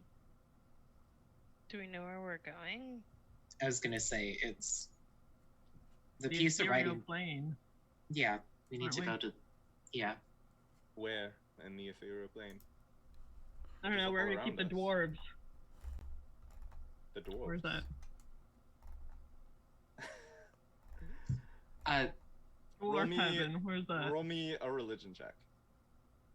Me? me. The cleric. Okay. Either cleric. I don't think you want Moxie doing it. Come on, Moxie. She Put that just cleric skill to got use. cleric religion.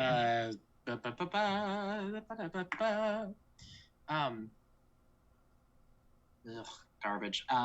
That is a 12. I believe you vaguely remember it being called something like the Mists of the Lost or the Mists of the Lost Souls. Yeah. Make that a 17. Vrexil will chime in with like, yeah, wasn't it something like? The Mists of the Lost Souls. I can take you there. Now, you must be able to breathe without air. We're headed to the Mists of the Lost. And there's one more Do thing. we have that anywhere we can dock our boat? I would like this to be here when we come back. It will not move. I'm just making sure. It is wise to be proactive.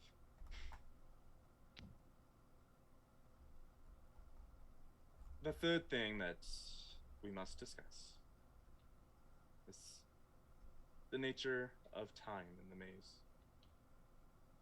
It is beyond time. What will feel like days will merely be minutes.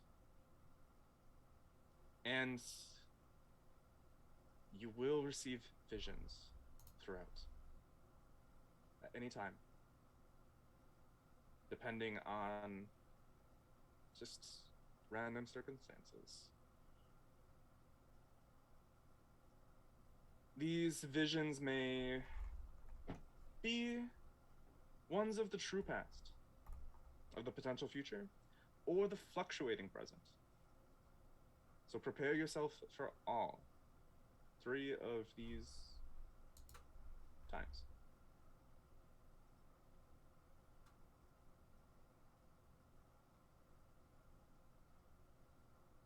You said could be of the past. What were the 3? The past. The true past, the potential future, or the fluctuating present.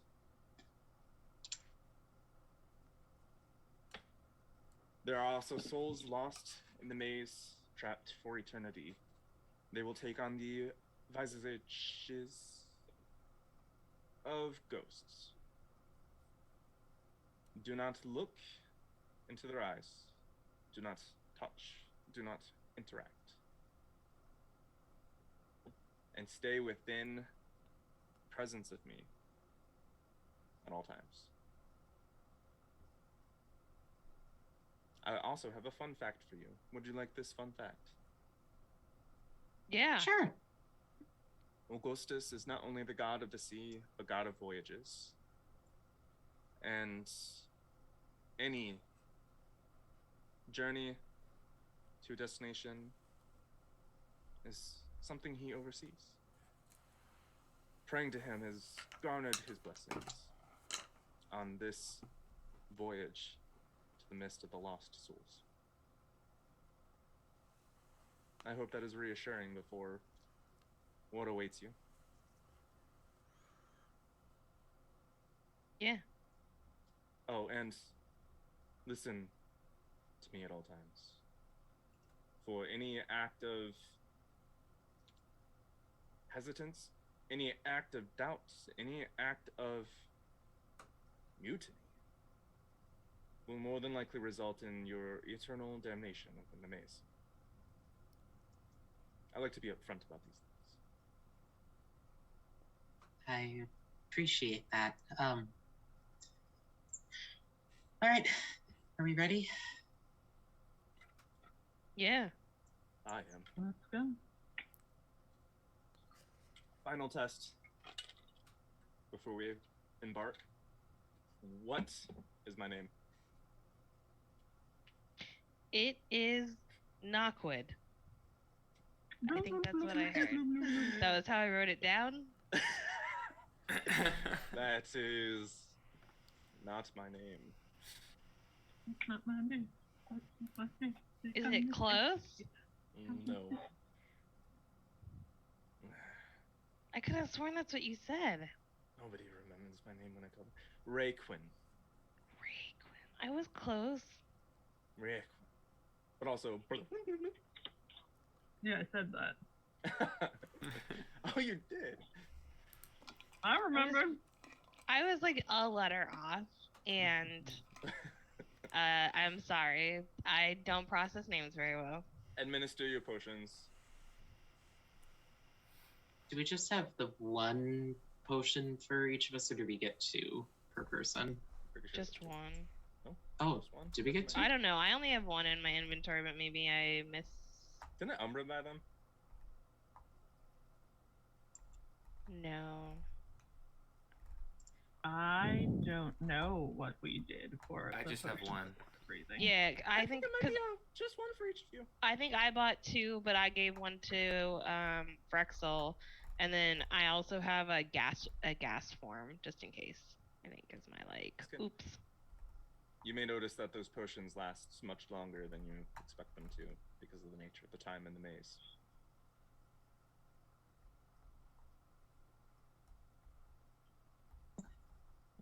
Great. All right. Bottoms up. Braenna drinks and goes right to the door to wait. There's no door. It's actually just an opening. Well, with it goes stairs right to that is- wherever we're headed. Yeah, right, yeah. right to the head of it. It's- Over the side of the boat. It's up to your hips, up until the threshold of the stairs. Moxie doesn't want to tell anyone, but she drank hers like a minute ago on accident. So The second the Naiad popped out, Moxie was like, "Let's go!"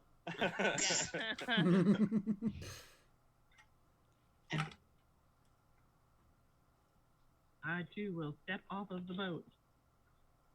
I drank mine and Canari goes in. Oh, Vrexil, are you going to change your armor now, or? Activate octopus mode.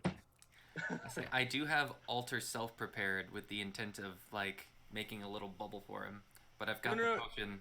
You have the ring that was installed into your...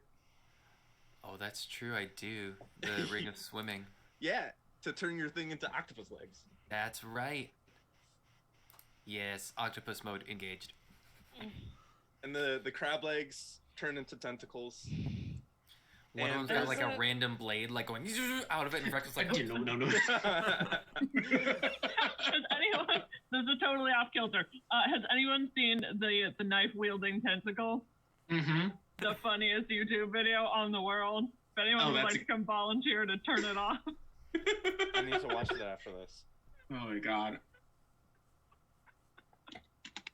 And after octopusifying and... Absolutely not. Do you want to rethink your word choice there now? No, I'm sticking with it. And the water-breathing potions chugged. Quinn steps to the stairs, and then he just starts walking down. Ascending. Braenna is immediately behind him. I sense that this journey is much more personal for you than the others. Red one.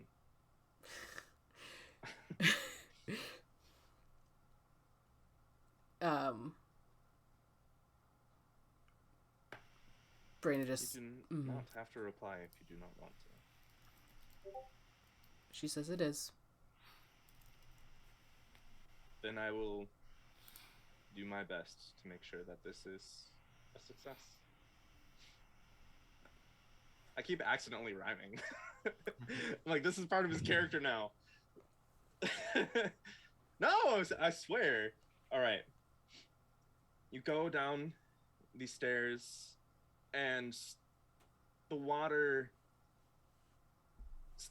fills up around you, and it enters your lungs, and it's really uncomfortable at first, but it feels as though you can breathe. And then you get a little like itch on the side of your neck, and you go to itch, and there's actually gills.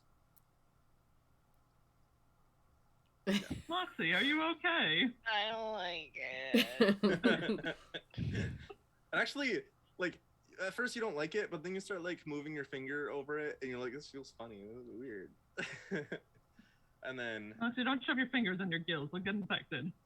some crabs Let me have any snip at fun. you as you pass by, but you become buoyant, and you are able to just kind of float around as if you were weightless.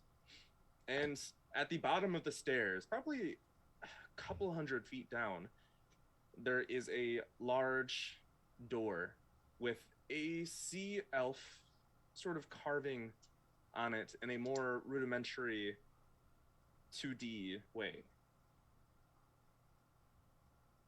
And Requin goes up to the door, places his hand on it, and the door parts on its own. And inside is a dark corridor that just leads into utter darkness. Canari, however, sees that at the end there is a T. Because there are 300 feet of dark vision. Your dark vision will work in dark water. There's a what down there? A T. Oh, like a fork in the road Or sort a of Oh. thing. T intersection. A T set. Time for tea. And You said Rayquin there was just a wants key, and I was all like, water key, there we go. That'd be convenient. Rayquin just walks in. He just not walks. He starts swimming in. Yeah, okay. Is anyone comfortable casting a light spell? Or would we prefer this trick in darkness?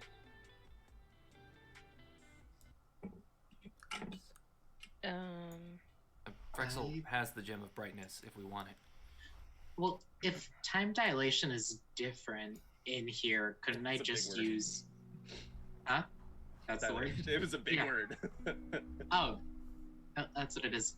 I mean, these potions only last an hour under normal circumstances, but if time is different in the thing, I could just cast or use the Eyes of Night ability, so all of us have 300-foot dark vision, and in theory, it would last the full time we're in here. So Canari would do that right before like the doors open, just so that it's kind of the same thing. Alright.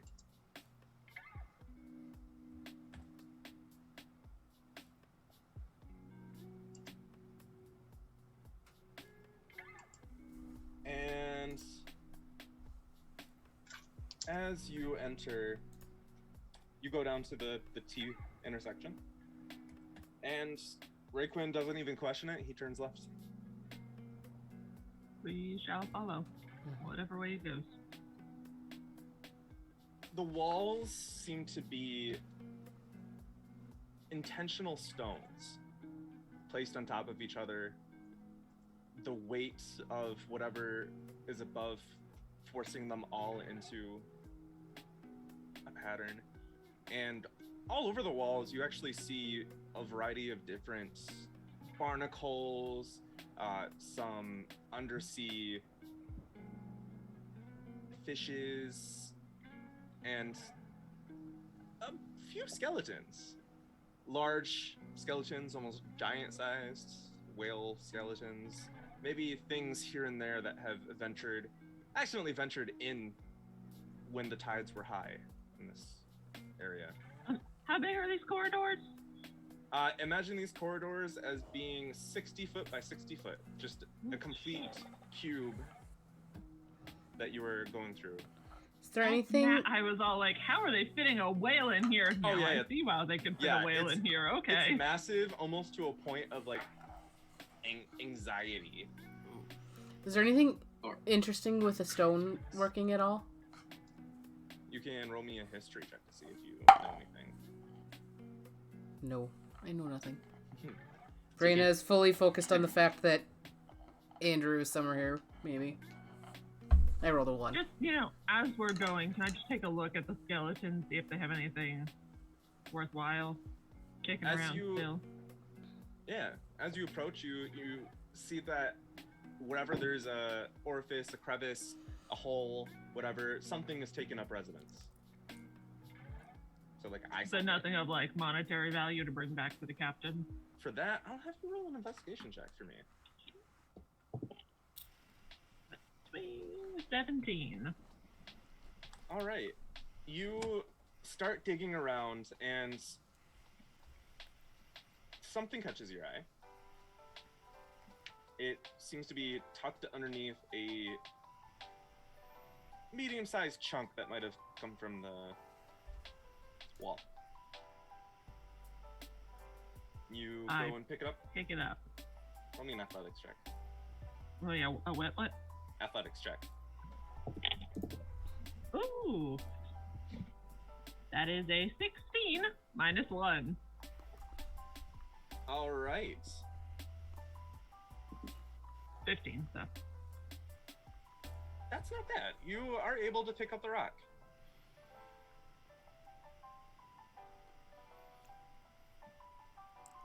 I'm trying Awesome. to figure out what I'm Am I taking the rock or is there something under the rock? Oh, the thing is under the rock. Okay. Yeah. Make sure I'm not hauling a boulder around. It's for the constable. Yeah, I was about to say, wait. Guys, I is found this tastes awesome great. rock!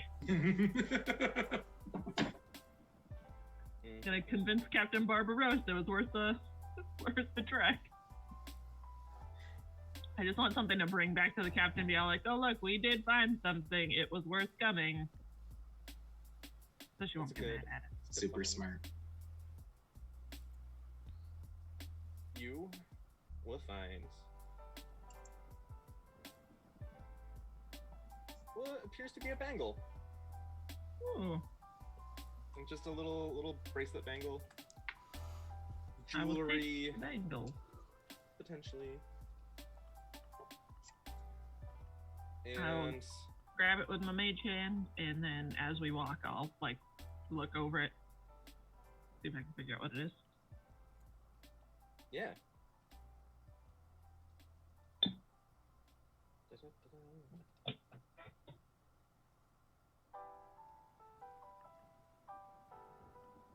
It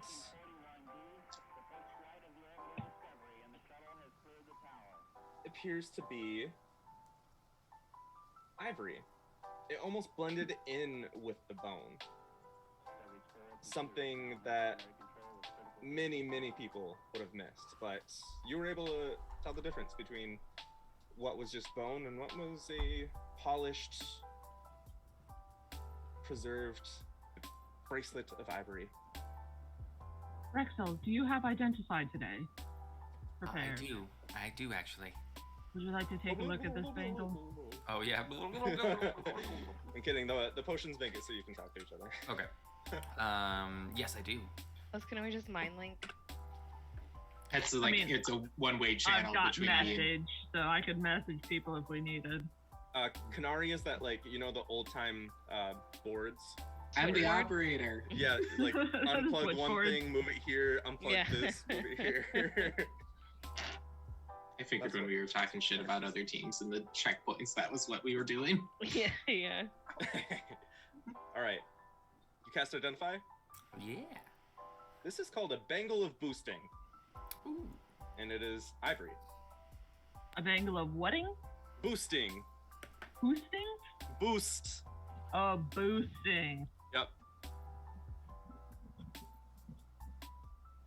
I'm gonna boost. No. Absolutely not. Cease and desist. All right. As you get deeper into the labyrinth, there are turns here and there, but usually there's good stretches as you go along. And the deeper you go in, the less sea life there appears to be. It slowly, in almost a gradient, disappears, almost as if not a lot of like debris and materials get this far. You've seen, however, more bones, and you think that maybe people have died a lot in here.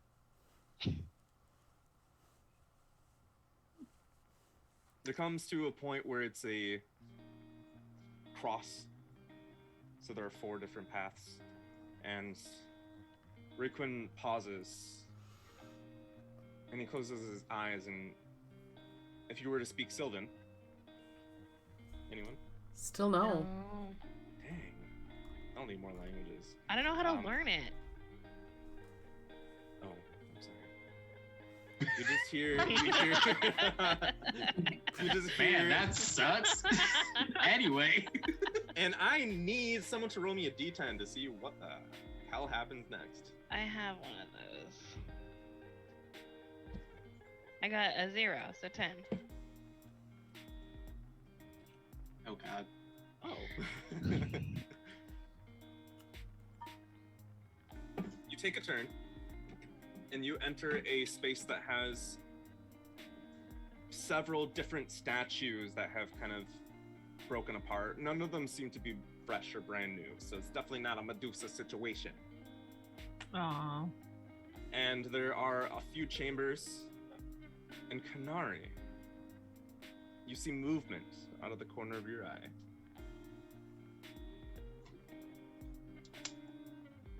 It's about 100 feet away. Okay. Is is it like in the direction that we're going, or is it like off? I would have to leave the group in order to investigate it. Right. So this room is actually bigger than the normal passageways. It's about a Sure. 300-foot space with the 60-foot opening in the center. Yeah, it's huge. And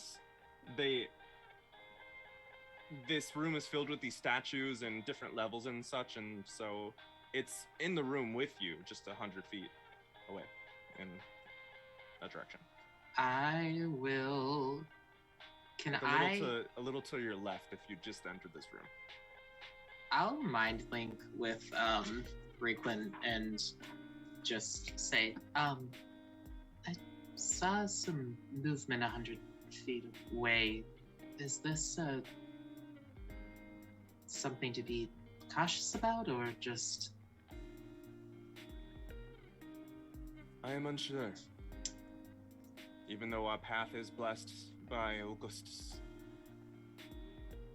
some things may slip through that protection. Sure. But if it was a ghost, it would not have the whereabouts to hide. That is the insight I offer. Did only Canari see this movement? So from there, as we're swimming along, Canari will mind link one by one with everybody just to give them a heads up that there's some movement and in the general direction of where it is. Vrexil's robe that's been integrated into his armor lets him see invisible things as well as into the ethereal plane. Does anything ping on those radars? It does not. Okay. Canari, you see the movement, and not to the right.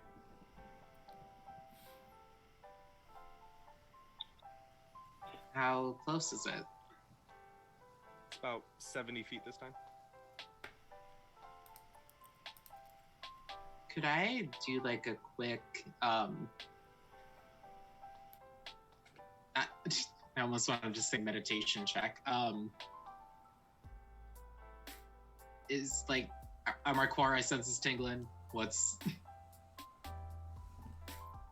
No. okay? But then, in your voice, you hear, Canari. In my own voice? Yes, in your voice. Just Canari hears it, or do we all hear it? Just Canari. Canari, come. No. Your friend's gonna. It's me.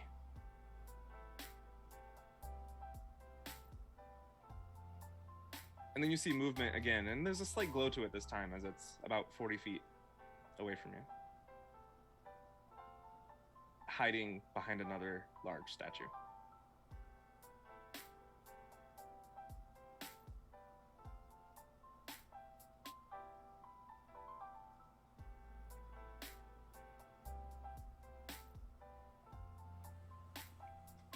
Canari, just How? come. It's me. I'm trying to reach you, but you must bridge the gap.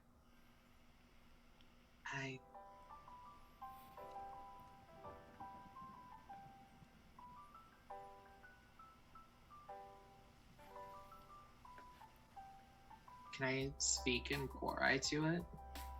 Mm-hmm.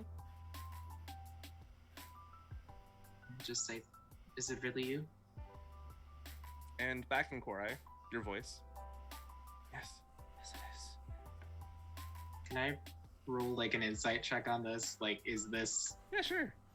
like actual? Yeah, use your skill. You have me on edge from the like like the stern dad talking from Raquin. So I'm like, I'm not doing anything. I'm a rule follower. As long as you're under his wing, you are his children. That is a dirty 20. The apprehension you're feeling isn't backed by any sort of anxiety, fear, or panic. It's more just logic seems to be preventing you, but nothing else is tingling. No hairs on the back of your neck, none of your warning sensors. If that's the case, then, having done my due diligence of literally every check I can do, I'll swim. I'll still be in the same vicinity as everybody, but I'll get a little bit closer. I'll maybe move like 10 feet towards it, something like that. As you move 10 feet towards it, everything goes dark, and it's just black. And in the distance, you see a glowing figure standing in front of you, and it is your Korai spirit reflecting back to you, but translucent, without the different colors, just the golden glow that shimmers around her. Thank goodness. Hello, Canari, it's me, my spirit. Hi. Hi. I know you you couldn't have picked a worse time. I'm sorry. We were told to be very skeptical of anything that appeared to be okay. moving. Anything. I was drawn up by this place. Oh, Yes. the whatever effect that weakens the whatever binding there is between the planes. Yes, but not at the risk of anything. If that's what you're fearing. I actually just came here to talk because we haven't talked in a minute. I assumed that was only a checkpoint sort of. I tried to connect with you, but I couldn't feel anything beyond what we normally feel. It seems as though only certain places will draw that out of. Draw me here? In this sphere? I think. I mean, you are me and I am you, so I know about as much as you. Right,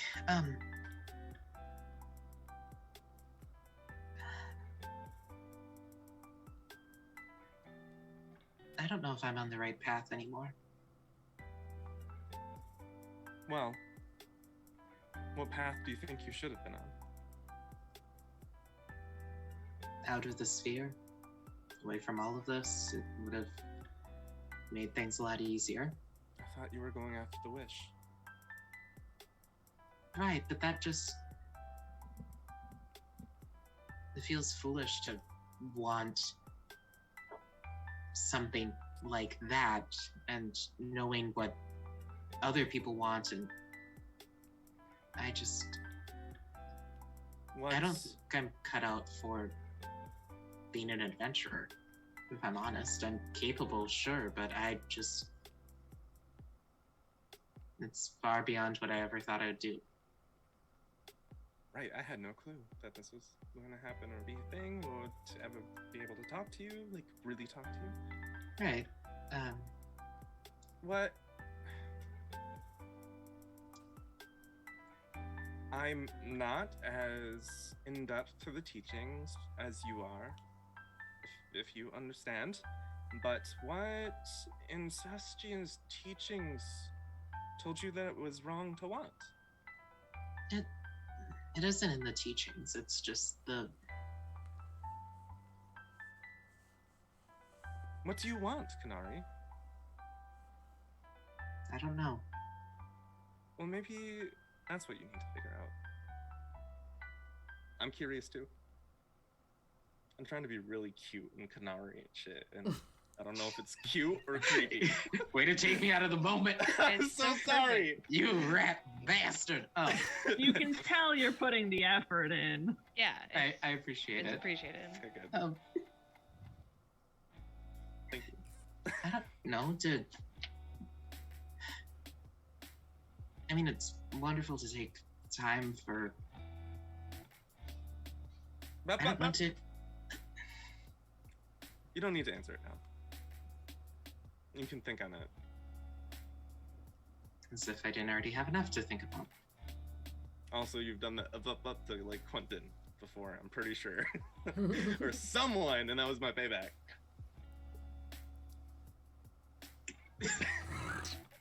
Are we doing this scene or not, Dev? I am. I'm sorry. I gotta say these things before I lose them because they're really funny and I don't want to forget it. Okay, we're back into it. You don't have to figure that out now. And plus, you don't have to figure it out alone. Duh. You told me that the dead should stay dead. This whole mission is an attempt to bring someone who has died, at least, back into a state where they could be possibly resurrected. I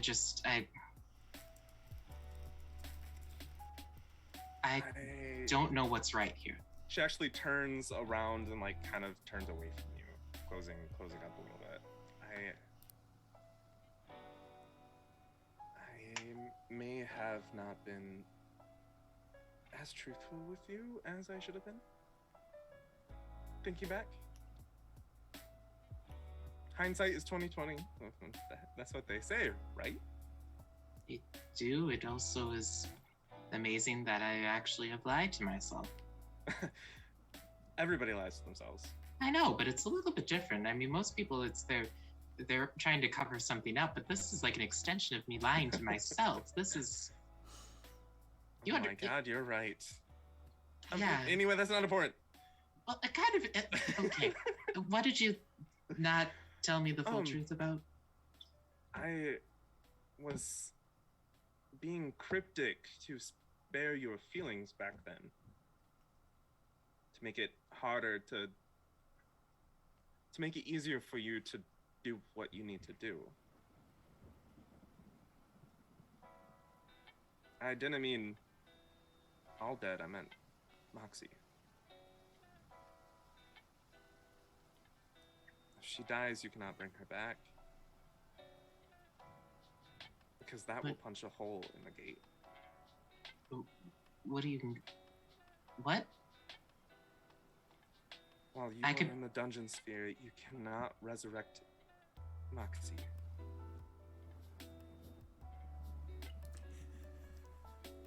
And I don't know any more than that, but that is what they told me. Who told the other core? What? You're telling me I could bring back anybody else but the one person that I would probably want to bring back more than anyone? I know. That is what they've done to you. The Dark Horai and the Church of Grashishka has been planning this as well, and it's really complicated, and I don't understand a lot of it, but they sent Moxie to be there to break your heart, to open the gate. And I knew too late to stop you. I didn't know until you were in the sphere.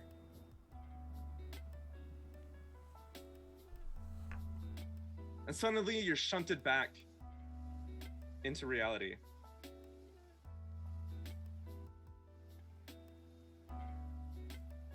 I think Canari just kind of looks over at Moxie for a moment. What did we all see during this? Was this Canari just like stopped, and all of you were being hesitant, and then she was back. It was only maybe a couple seconds. Just a weird pause. Okay. Did you see something over there, or?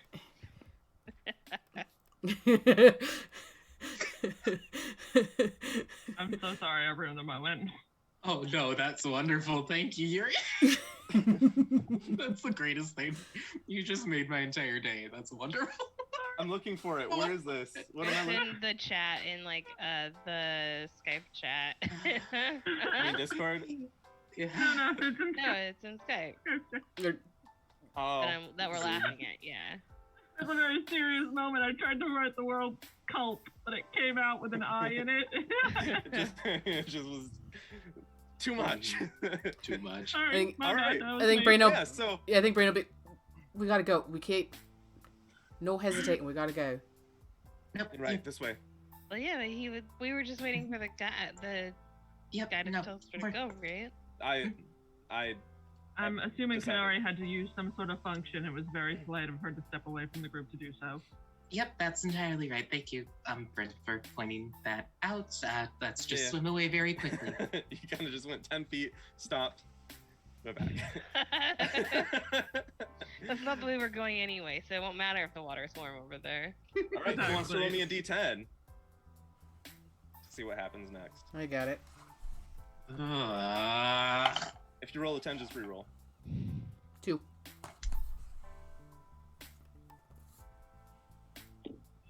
You enter a chamber even more massive than the last. The place just keeps getting bigger and bigger. And in the center, in a sort of dark impression into the ground, almost a nest, like dug out. You see a kraken.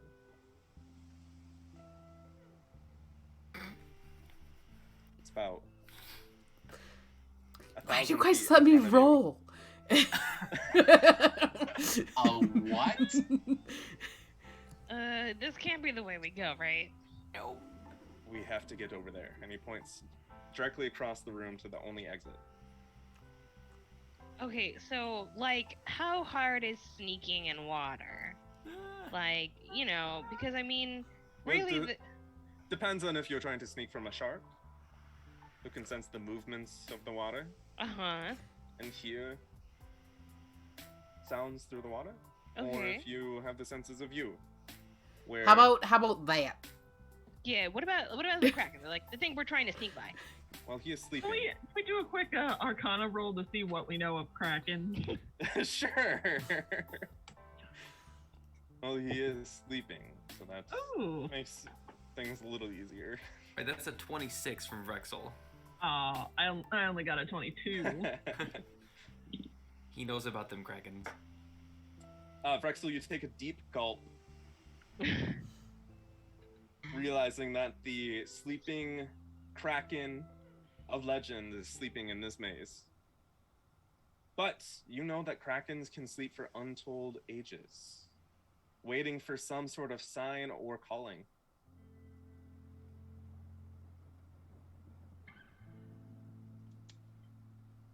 None of Dreaded. us Sorry. I just was gonna fill the silence. none but- of us has a fated call that's gonna wake up a Kraken, right? I mean, I wish, because it would be my friend then, right? Like, if I'm the one that wakes it up. Please. I mean, I wasn't going to. I don't know any, like, special calls. How would we know, though? I do believe that we should proceed cautiously, though. No one said that krakens were not territorial. Hmm. So we just, like, swim Should we just be quietly? Yeah, be Very sneaky. quietly. If worse comes to worse, I have control water. I don't know that. Yeah. No, I'm saying we jet off. Ooh. Yeah. I That's cause a a good current and just shoot us in the direction that we want to go for 10 minutes until we get into a space where a kraken cannot fit. Worst case scenario. It's not a good plan, but it's a plan that won't get us dead for at least 10 minutes, which I think is pretty good by our standards. I would have like everyone's roll a stealth check when they. 2 casts of invisibility. I can give 2 people invisibility, if that is something we would like to do. Or, and I have, it'd be my 4th level spell slot for the day, but I could do, I could cast greater invisibility on myself. I'll last a minute. Yep. Stealth is a 25. Stealth is 25. I'll guide myself for stealth. I just want to apologize in advance, everyone. Oh god, I got a crit.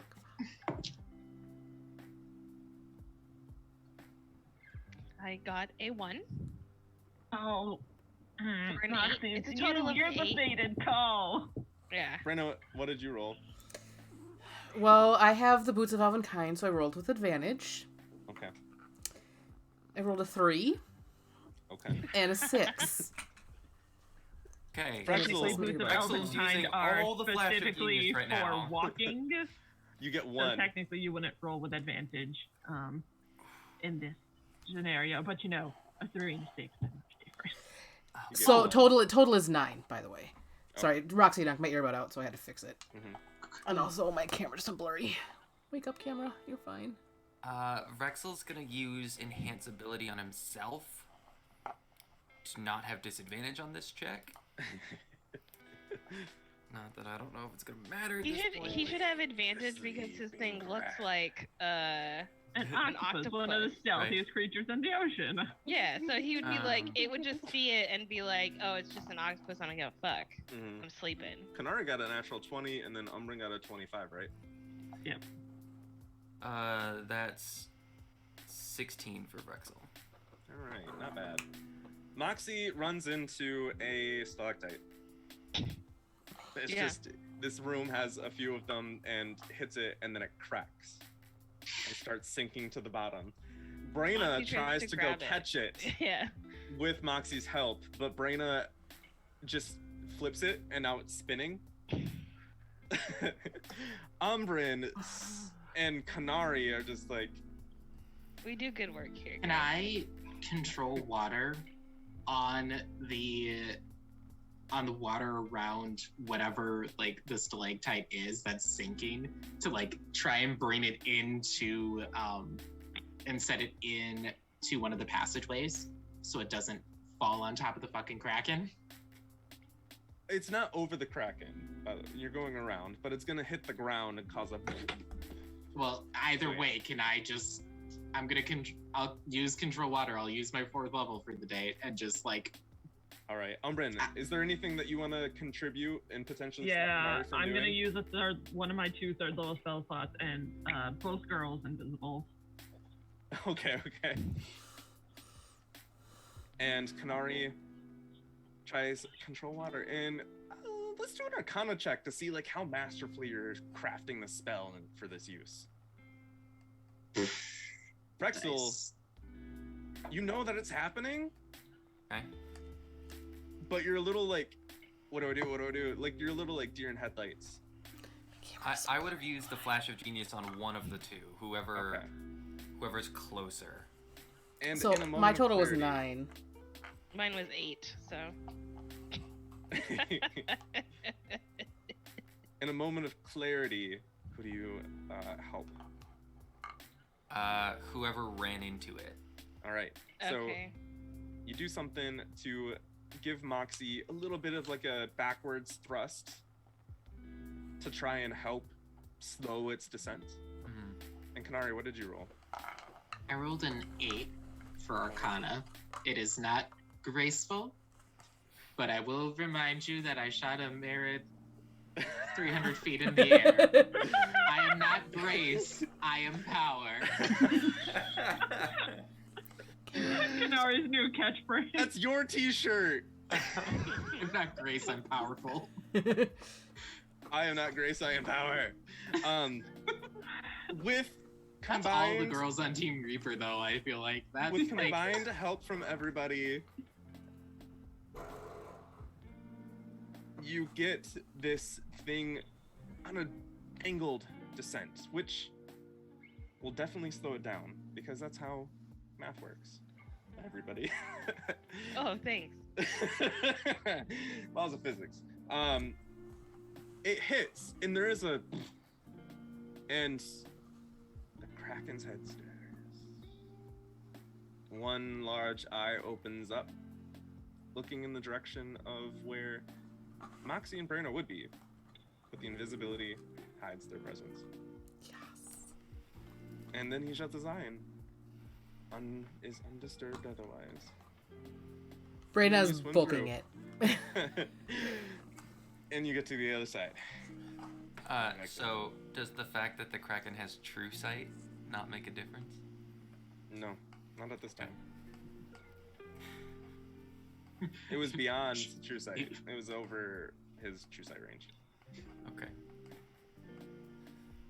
He would have seen I little would have been dots. honored to die on Team Reaper to a Kraken. Would have been honored. Branding. All right. My brand! Roll me a d10, someone who hasn't. Not me. I'll do it. Wow. We've had 2 and 9. I say we've had 2 and 9. 10. 9. You turn. And Oh, okay. You turn a couple more times, and you never hit one of those walls that stops your progress. So you get a good sense that Raquin's the shit. He knows what he's talking about. And then you come upon a section that's it's still the hallway that you're used to, but on one side there is a large mural depicting dwarves, written in dwarvish written, proclaiming the greatness of dwarves and may their structures last eternal. But the only person that sees it is Braenna.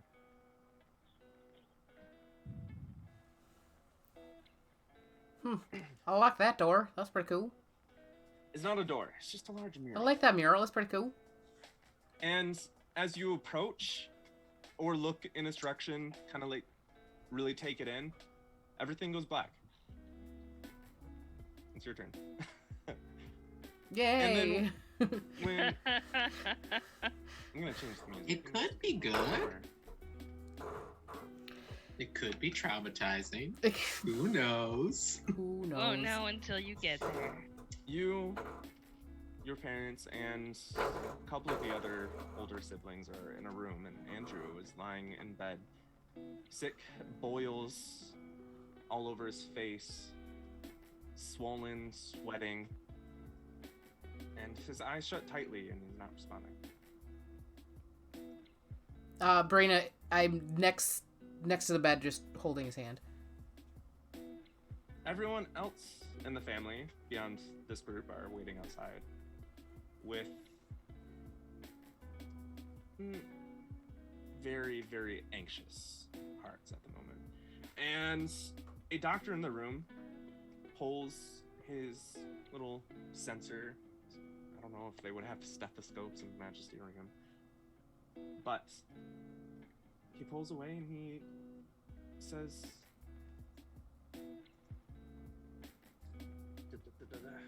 where is it? He was just checking on Andrew. And he turns and he says, I have no idea what is wrong with your boy. This is not something that any of my medicine or magic have been able to solve. I'm so sorry. Braenna, but that's your job. That's what you're supposed to do. You're supposed to fix him.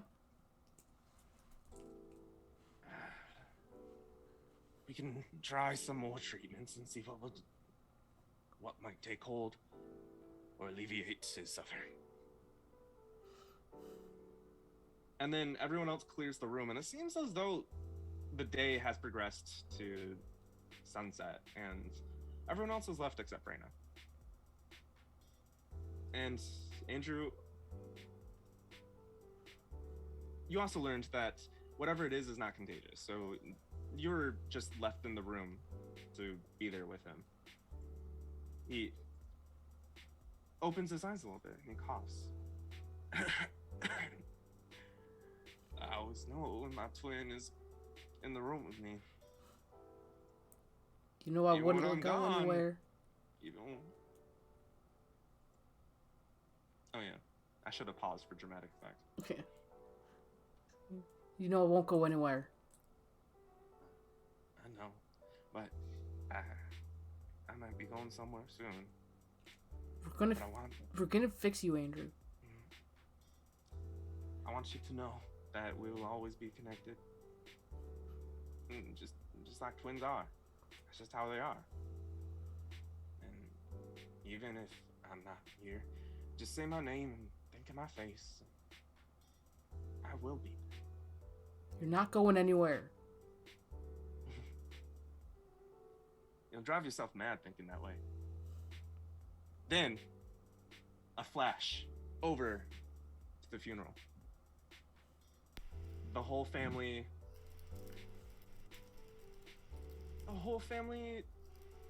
of the Ironbeards, the extended family, beyond your brothers and sisters and your parents. There's sobs, there's crying, there's all this heartache, and this music is not it for this scene. I need to change it. This is terrible D&D sad music, no copyright. It's like tavern, and I'm like, I thought it was gonna be so much darker than that. Sad violin music. Let us go find the world's largest violin. And What's happening over there? I'm playing the world's largest sad God, violin. Yeah. now, We've turned a cello sideways. even though your extended family is full of tears and this pain, your family idea. isn't crying. Except one family member, your dad, who is really trying to choke back his tears, but your mom reaffirms her tight grip on his hands, almost signaling, if you break down, I'm gonna break down, and then everyone's gonna break down, all in that little connection.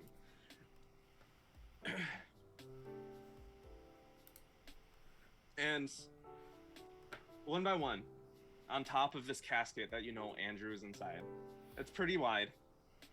Each member of the Ironbeard family takes a little hammer, just a hammer, and places it on top, until all the Ironbeards of this little family have placed their hammers on top, and then he is loaded into the earth, from where dwarves came to where dwarves return. And then another flash over, and you see two familiar faces. The Hammerlock siblings, an older brother, a younger sister. Their parents had passed, and they had taken over the family business.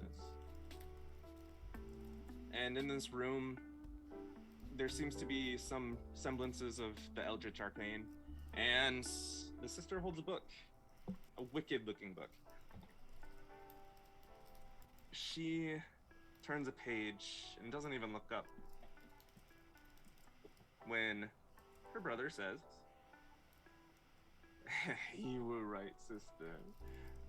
With the Ironbeards in mourning, we're getting more business than ever at the Forge. And the Boulderfoots will be next. We'll get them and we'll get their clientele as well." And then the sister looks up finally after he's finished what he was saying. That's right, I am a genius. Thank you for noticing. I'm so glad that Fastidius gave me that fiend summoning formula. The price was worth it, after all. No, I did have my doubts at first. And then, suddenly you're back. Mere seconds have passed as you just zoned out looking at this mural. I think Braenna is, like, crying and angry at the same time at that last bit. No one can tell you're crying because you're underwater. Oh no. As Did we somebody hear who's her say that's a crying nice mural and though? had swim Or... practices, I can assure you, you know when you're crying underwater. How red has Braenna's face got in the act of crying? Actually, with dark vision, you can't tell colors. But Never mind. you see some, like, almost convulsions coming from Braenna. You think that she's Alright, having, has, like, like, a a seizure or sixth sense. something from just, like, looking behind her. Just Yeah. sudden. Canari would go over and like, Braenna, are you alright? Just like We have to keep moving. We have to keep going. Okay. As long as you're okay to swim. I'm sorry I did this to y'all. No, you're not. A little bit, not even a little bit. All right. I need another D10. Sure, I'll go. All right, cool. It's 4. You all enter a room, and I need everyone to make perception checks.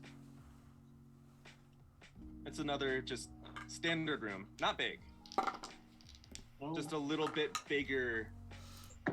What the hallways haven't been maybe a little reduced as you get to this point. And 19. did anyone roll under a 13? No. 8. And All right, so those who rolled over a 13, you see that this room actually has a few depth charges. You think that they're depth charges because they appear to just be these buoyant spheres. And you see, with a 19, I heard, right? I got a 22, so. Oh, and a 22. You'll see little indentations on the side that appear to be carved in glyphs, as if it is the glyph of warding. There's only one exit, and I need everyone to roll an acrobatics check to get through. You're not affected by the water at all in this instance. I'm not. Finally. I've been walking this whole time. And that makes it a lot easier. Who doesn't have good acrobatics? Vrexil doesn't, but he's guiding himself. Oh, by the way, the time dilation means that even a short rest or a long rest or something probably won't get your stuff back. Okay. Not fantastic for Umbran, only a 16. Natural 20. You're good. Yeah, Braenna's an omission. She got a nat 20 as well. You're good. Acrobatics, 17. Yes. You're good. Sorry, I didn't roll because I was looking at spells. That's okay. Forget the guidance, sweetie. Yep. With guidance, that is going to be a 22. Holy shit! All of you passed. The DC was 16. Oh. Damn, Just okay. barely, though. I got a 9. I was Plus surprised from 7. you, Umbran. Whew. I was 9 plus "Whoa." 7, not good. All right. You successfully get through this room with the depth charges still intact. God, I wish we could bring those back to the captain. Praise Augustus. I know that would be like. You just drop them off the back as someone's chasing you. That'd Yeah, be right. Well worth it, yeah. You continue along. There's another T. Goes right. He gets to another T. He goes left. Then I need someone to roll me another D10 who Have hasn't we all rolled yet. rolled? I'll go. That's on Jacob. We've had a 2, right? Yep, reroll. Another 2. They 4. really want you to go to the 2 room again. Already roll a 4. That was 4. That was 4. A D10, Or but it's just a only free. 2s. 3, there we go. Which, by the way, this D10 apparently not so good right now. You are in a section of hallway, and all of a sudden, a wall shoots up in front of you about 50 feet, and then shoots up behind you about 50 feet, and then you see glowing runes in the wall that were just barely perceptible. And you triggered them, and then the water starts to heat up. What are you gonna do? So we're surrounded by walls now? Yeah. Actually, it's not 50 feet. I'm gonna change that. I don't like that image. Let's do 20 feet. What room is this? It's not a room. You're in the middle of a just hallway. in the hallway, It's just like So is main there room. is there space above the wall to go up and over? Nope. Can I start punching the wall? Yeah. Braenna will start punching the wall. Vrexil will Me. cast Shatter on the wall. All right. Roll me an athletics check. The shatter takes a divot out of the wall. takes 16 plus Oh, 8, 24. something. Anyone else want to contribute? My athletics was 24. Thinking. Moxie will punch. All right, Braenna. After this little divot, Vrexil kind of directs you, and you reel your fist back, and Moxie jumps up, kicks off of your feet, and pushes you into the wall, really charging up your fist, and then you go, "Wah!" and cracks start to spread. And then this little divot cracks open and creates an opening. That we can all get out of, or do we need Onward. to- Yeah. Cool.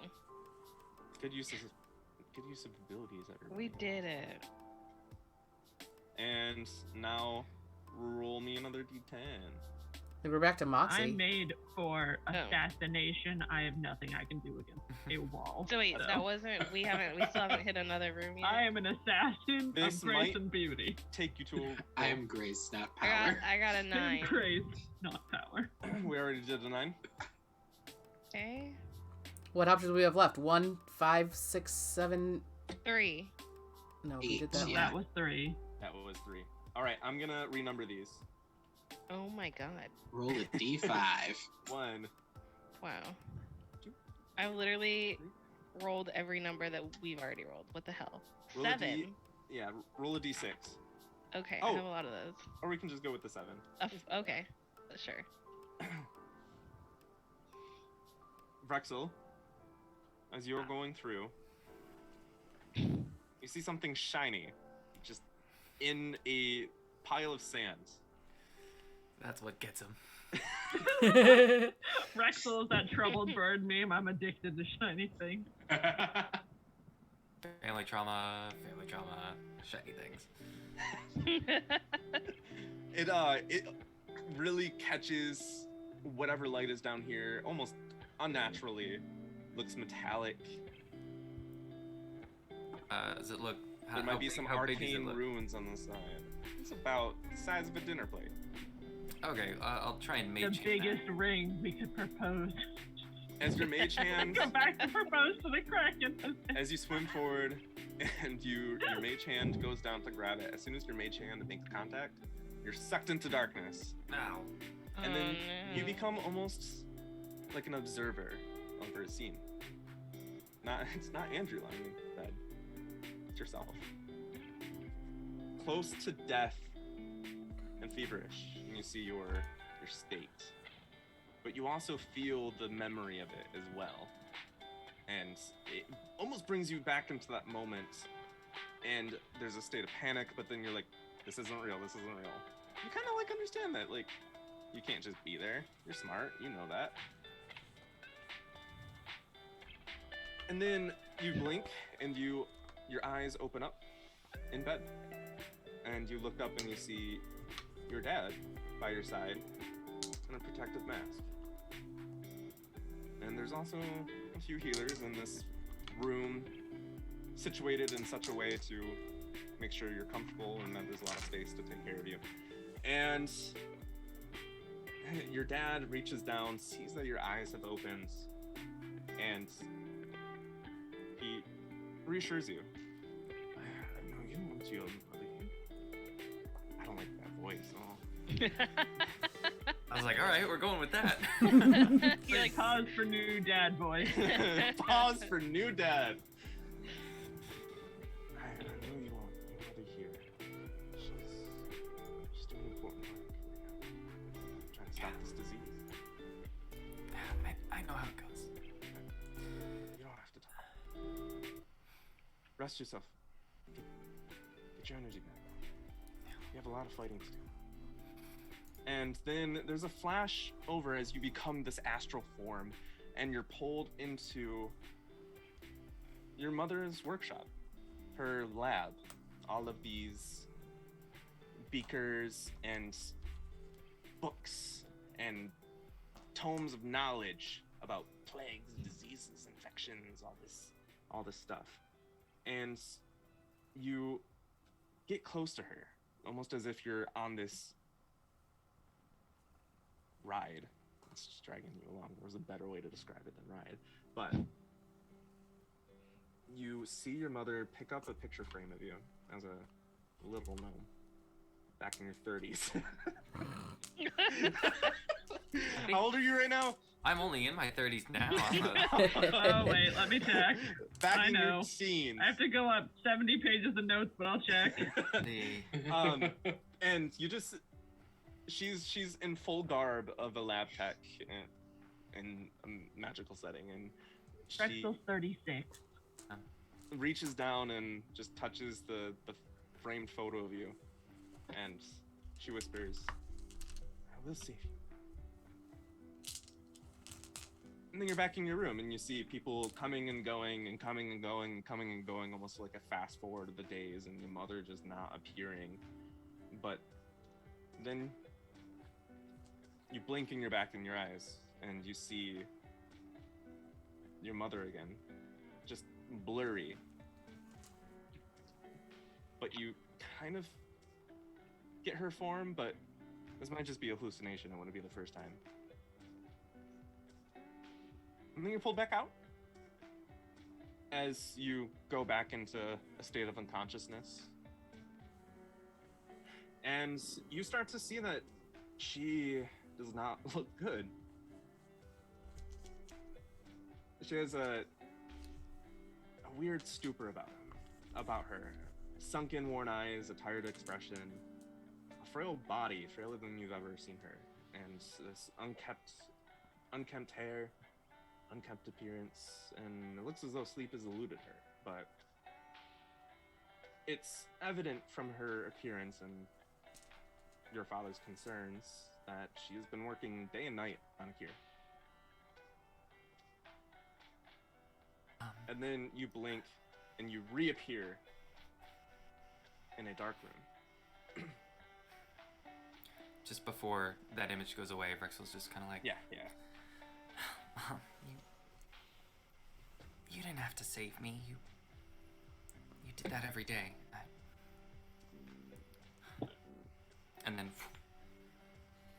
And then a man walks into this room, holds open a book,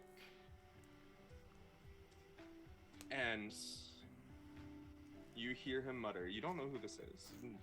He's under robes. You can't get a better vision, better look. Everything is dark. There's just not unfamiliar. I just can't see him. Yeah, you just can't see him, essentially. But he's tall. You do notice that. About the size of maybe a human or an elf.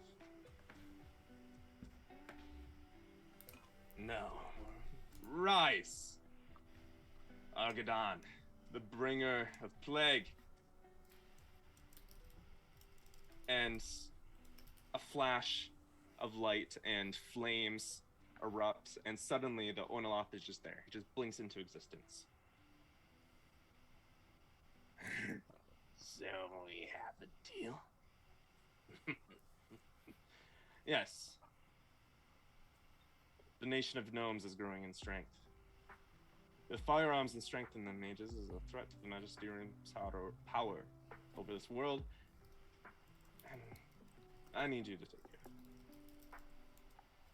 And then he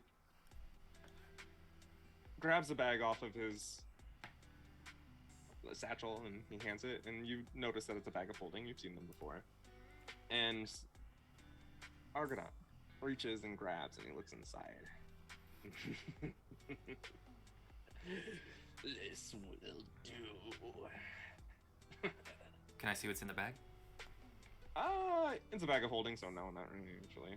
What language are they speaking? Common. And you feel the illness again. You feel as though you're about to pass out, throw up, blah, blah, blah. And then you get snapped back into existence, and your mage hand is holding a silver dinner plate. It's actually a silver dinner plate. Vrexil just kind of like has this like, while turned away from everybody, like, and then turns around. Hey, look what I found, everyone. Oh, sick plate, man. Yeah. I'm not Well, gonna. might be worth something back on the surface. I just need a D4. I think Brain's 1 and 2. kind of looking at Vrexil's like, Yeah, I Hmm. feel 1 like and 2. at this point Moxie might be like looking at everyone, but not entirely sure what's happening. 1 and 2 is Moxie. 3 and 4 is Umbran. Do you want to roll, Meg, or do you want me to? You can. I just rolled, so. Actually, let's do a D20 and whoever gets higher. That's Okay. funner.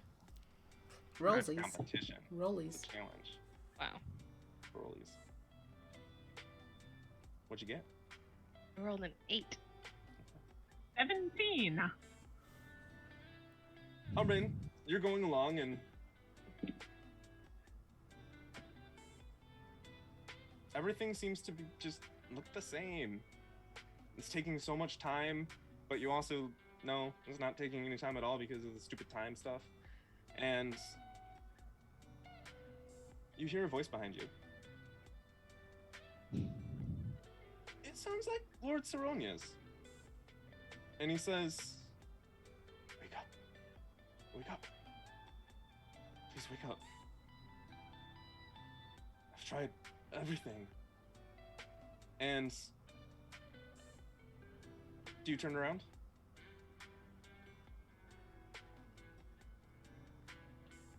Torn between pure devotion to my master and what this ghost water man told us. I'm gonna roll wisdom.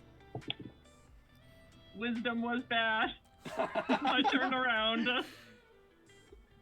When you turn around into your very first memory, opening your eyes and seeing Lord Saronia's beaming face back at you. Seeing your eyes open up, he has nothing but joy on his face. And then it flashes over to a training session. Balancing beam, testing your motor reflexes, your balance, and there seems to be a staff around that just there at all times, waiting, like if you need anything, they're there. And the Lord Soronia is there with a checkboard. He's just taking notes, checking things off. Good, Umbran. Yes. The more that you use these reflexes and talents, the better you will be. And then you turn around and you dismount, and then you look up and you actually see a little tear in the corner of his eye, and he wipes it away. Master, have you injured? No. Don't worry about these tears, Umbran. Fluids from eyes induce injuries, do they not? You're hurt. You should sit down.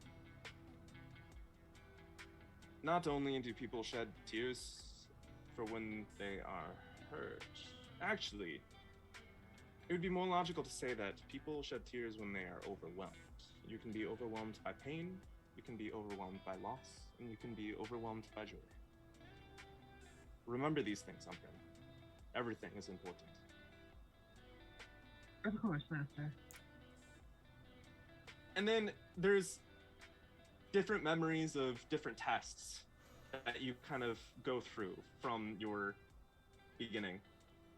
And there's always Lord Saronia there taking notes, assessing every aspect of your skills and abilities. The surprise he saw when you first, summoned magic. And he just looks at you and says, "We can use that."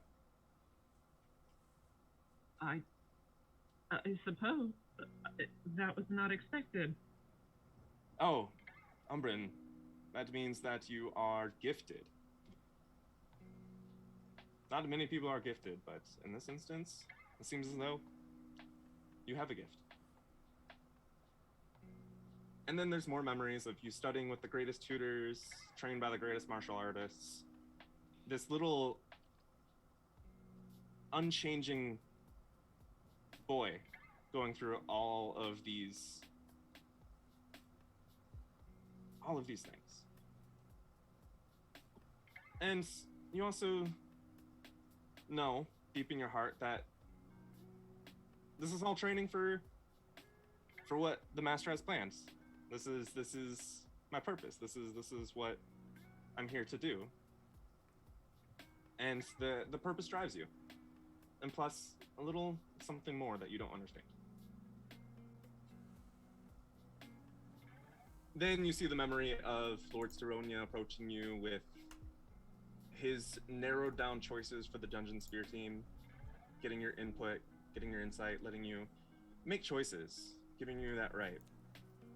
And then there's a flash over to Lord and Lady Argent. Lord Steronia and Lady Argent arguing. You hear Lady Argent really scolding him for wasting the family's resources. And that creating this team, spending all this money on this boy, this doll, it doesn't make any sense. All of that could go into research of various projects, do things that could actually make a difference, blah, blah, blah, not just play your silly little games. And Lord Steronia shakes his head. No, you know exactly why I have to do this. That church must be stopped. I mean, I've tried to do it through all the legal channels. But they've covered their asses every step of the way. And you know that litigation could take years. We don't have that. This is the only way, sister. Then Lady Argent huffs, storms out of the room. You are there, but you're not there. It's like a memory, but someone else's, something else's. You're not sure. And you know it's you. It's not anyone else. Not the memory beforehand or anything. And then, another scene, Lord Steronia goes and checks in on you as you're in the little study library that was created for you and gave you everything, and he just looks in, checks on you. How are we doing, Umbran? Everything going well? Yes, the book that Lady Argent lent me really is helping with my alchemy skills. I'm glad that she has been so understanding. Well, she truly believes in the work that we're doing here.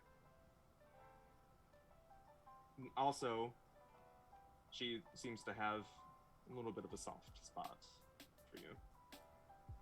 Even though she has some other disagreements. We don't have to get into that. It doesn't serve a purpose to talk. And then after you say that, he nods, turns, and walks out the room and shuts it.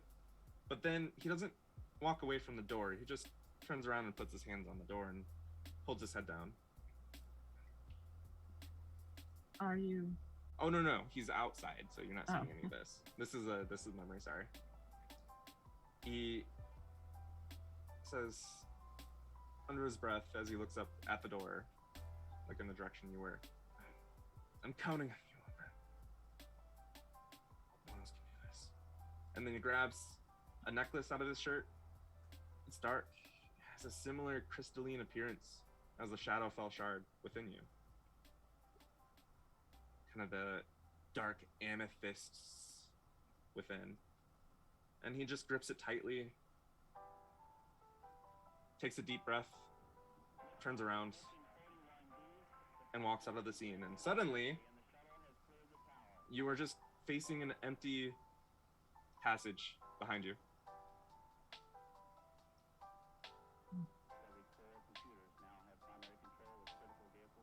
Does that all make sense now? I'll turn and catch up with the group. And then Kamek says, This is where the ghosts are more prevalent. Be wary. And you enter this room, and there are spirits all around, floating, not interacting. Some turn in your direction, but none of them have any sort of agency to them. Then you leave that room, and here and there, spirits exist, walking towards that room. Something about that seems to draw them in. And so, now that you're a little bit closer, there's a little bit more. And then you leave. They dwindle a little bit. And then Moxie, it's your turn.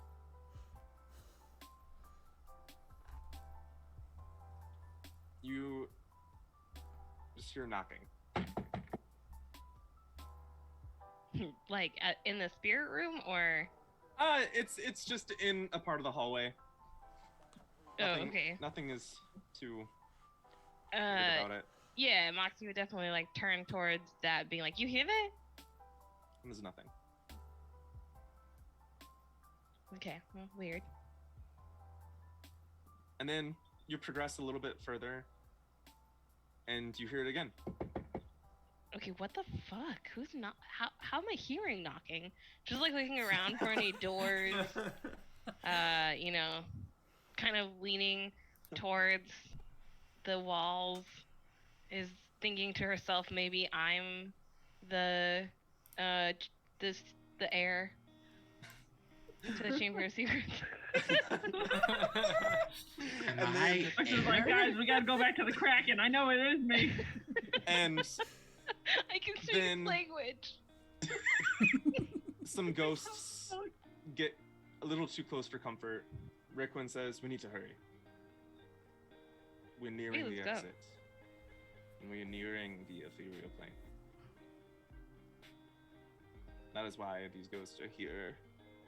Some are drawn into the maze from the ethereal plane.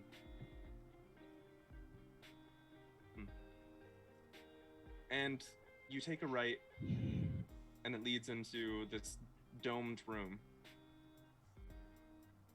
And you hear the knocking again, Moxie. Oh my god, what the hell? It seems to be coming from above you. And you see an image. And you see an image carved into the ceiling of an owl. And then as you're staring at it, the wings begin to flap. And it starts getting closer and closer to you, but shrinking.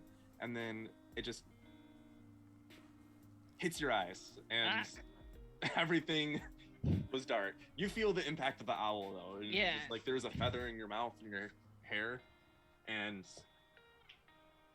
you get visions of the parents that you had seen before in the dream. And you see this statue of a large... It's a large statue of a orc woman. Seemingly decked out in riches and extravagance. Almost standing on a pile of treasure and crowns all around. And you are like, is that what Grisheshka looks like? Is that how you say it? Is that what oh god. And then you hear the knocking again. Who is knocking? And then it's you knocking. You look up at your hands, knocking against the door. And the door opens and you see a younger Hawkins with a much more muscular and chiseled physique, might I say. Daddy Hawking. Okay. Finally. You don't need to... And he says, yes, can I help you? You remember nothing.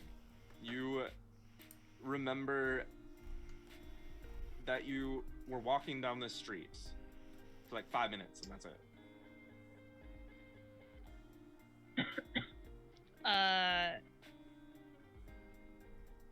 Wait, so is this Child. the same? Is this the same like hallway or place that I saw that statue, or I kind of like saw what I kind of know to be my parents' statue, and then it kind of flashed to Oh, me? it flashed over to a different Okay, scene. okay. Scene change. uh, okay, so I've just been knocking, and then Yeah. they're talking. Got it. You just the first door you saw, you went and knocked at it on it. Do you have any like food or like water? Or, do you not have that at home? I don't know.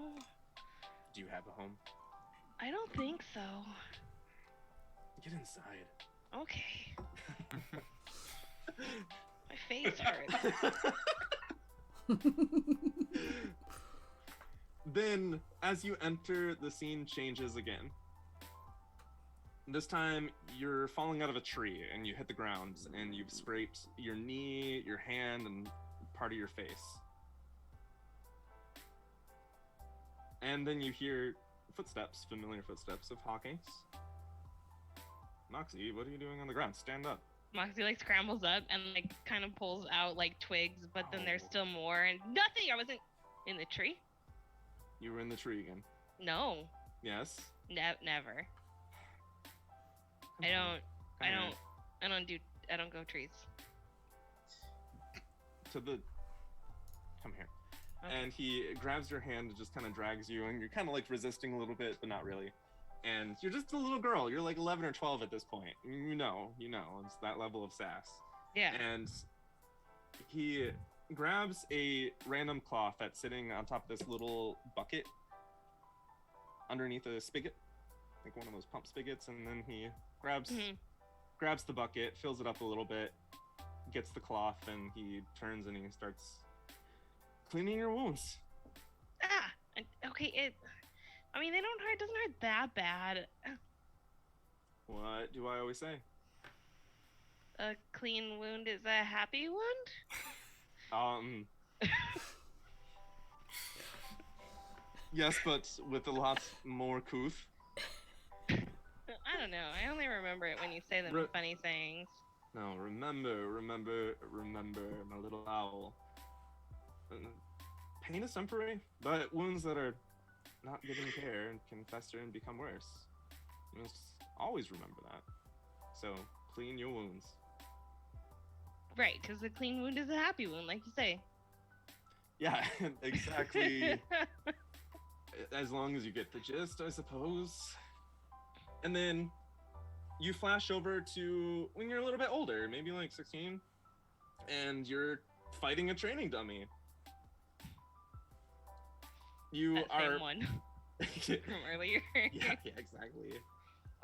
You just hear his voice yell again, and you start doing your monk shit on this like training dummy. You go, pat, you duck, you swerve, you curve, and then it smacks you on the side of the head. And she like falls a little bit, and then kicks it again. No, do it right. Again. That's so boring though. Practice Makes it a so you happy don't wound. die in combat. Oh, right, okay. No! You are insufferable. I do not know why they assigned you to me as my apprentice, or whatever you want to call it. You call it a different thing all the time. You know, you can call me your Padawan, it's fine. I don't care what words you choose for it. No.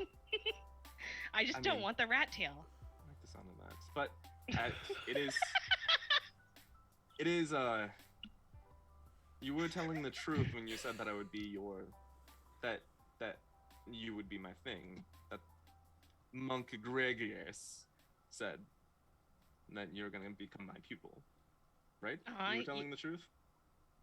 Wait, what? Sorry, that was very confusing. Yeah, I was like, wait, what did I say? You were the one who told me that the other brothers assigned you as my pupil. Yeah, they did that. They did, right? Yeah. That's not a fib or anything.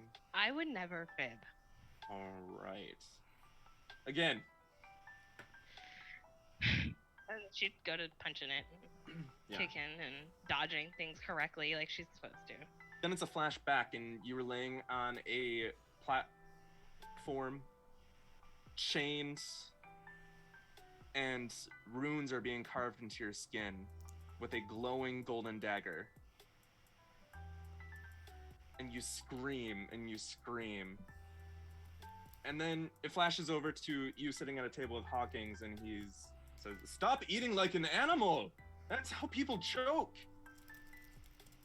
But if I don't eat it, it can away really quickly. No, you slow it down. It's not as though you're starving or a wild animal or anything. I could be both. No. We don't know. Maybe you are. Maybe I just picked up a wild animal on the side of the street. Yeah. And then you ended I'm up a as bear. this. I'm really a bear, so I'm gonna just keep shoveling food into my mouth. And the next time you do that, you're trying to like give a retort, and you begin choking. Yeah. And you're like, and he walks up, and he just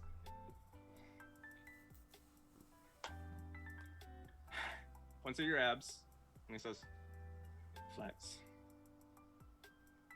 Oh. Punches your abs, it pops out. It doesn't like pop out, it dislodges, and you feel it back in your throat, you chew it, and swallow All it right. again. I guess I'll eat slightly slower. Yes, but you are forgetting the greater lesson here. Eat slow, so No, you'll no, grow. No. You're still about 16 or something right here. By the way, and yes, that was amazing. But he just looks at you and he just like puts his hand up to your face. No. The real lesson here is that punching solves everything. Oh, you're right. I'm sorry. But take your time eating. I don't want to do this again. And then you flash over and there's a darkness that consumes you. And you don't know what's around. But then you hear a voice. A man pacing back and forth, half-elf, unrecognizable, and you begin seeing the shapes of an office or space or study or something. It's kind of vague, just seeing like the outlines, and you just hear this man, "Why won't she die? Damn it, why won't she die?" And then flash over to Norma, standing over the bodies of Vrexil, Braenna, and Umbran's bodies.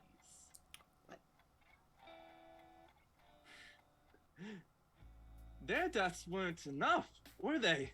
She has this wild look in her eyes and wild hair, and it seems as though you've been like in the scuffle.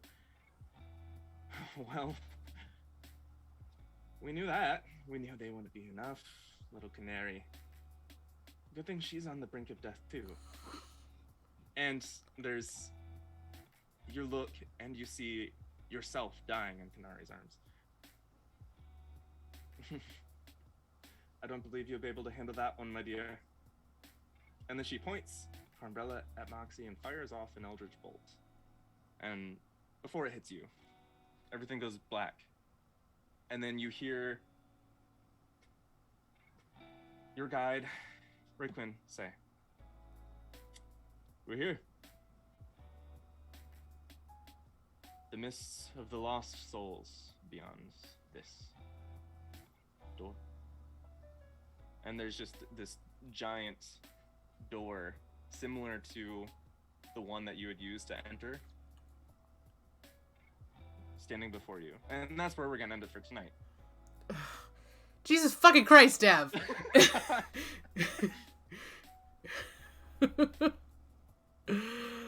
Oh my goodness. Oh my goodness. What? Ah! I'm gonna just pull out every single one of her nails, one at a time, before I murder her. I love how it was like Canari had like the very chill interaction of like herself, and it's like, oh, okay, whatever, and then everybody else is just You like, should figure whoa. out what you want. You need to learn and like do all this, and then it's like death. Oh, your mom's real nice. Well, Aw. the issue is Canari can't dream. Ah, Yeah. makes sense. That's So I kind of give you like a dream-like scenario because that's kind of what was happening, like a hypnosis, dream, magic power, whatever. But Canari, you just had your like dream spirit appear. nice. Well, do the ending thing. Thanks everyone for watching. It's everyone. We Thanks. greatly appreciate Thank you. you. Follow, subscribe, and we'll see everyone on Monday for episode 3 of Fondas of Passara. I'll be there in the chat. You won't be able to see me, but I'll make sassy remarks. It'll be great. Oh my goodness. Have a great rest of your evening. Bye.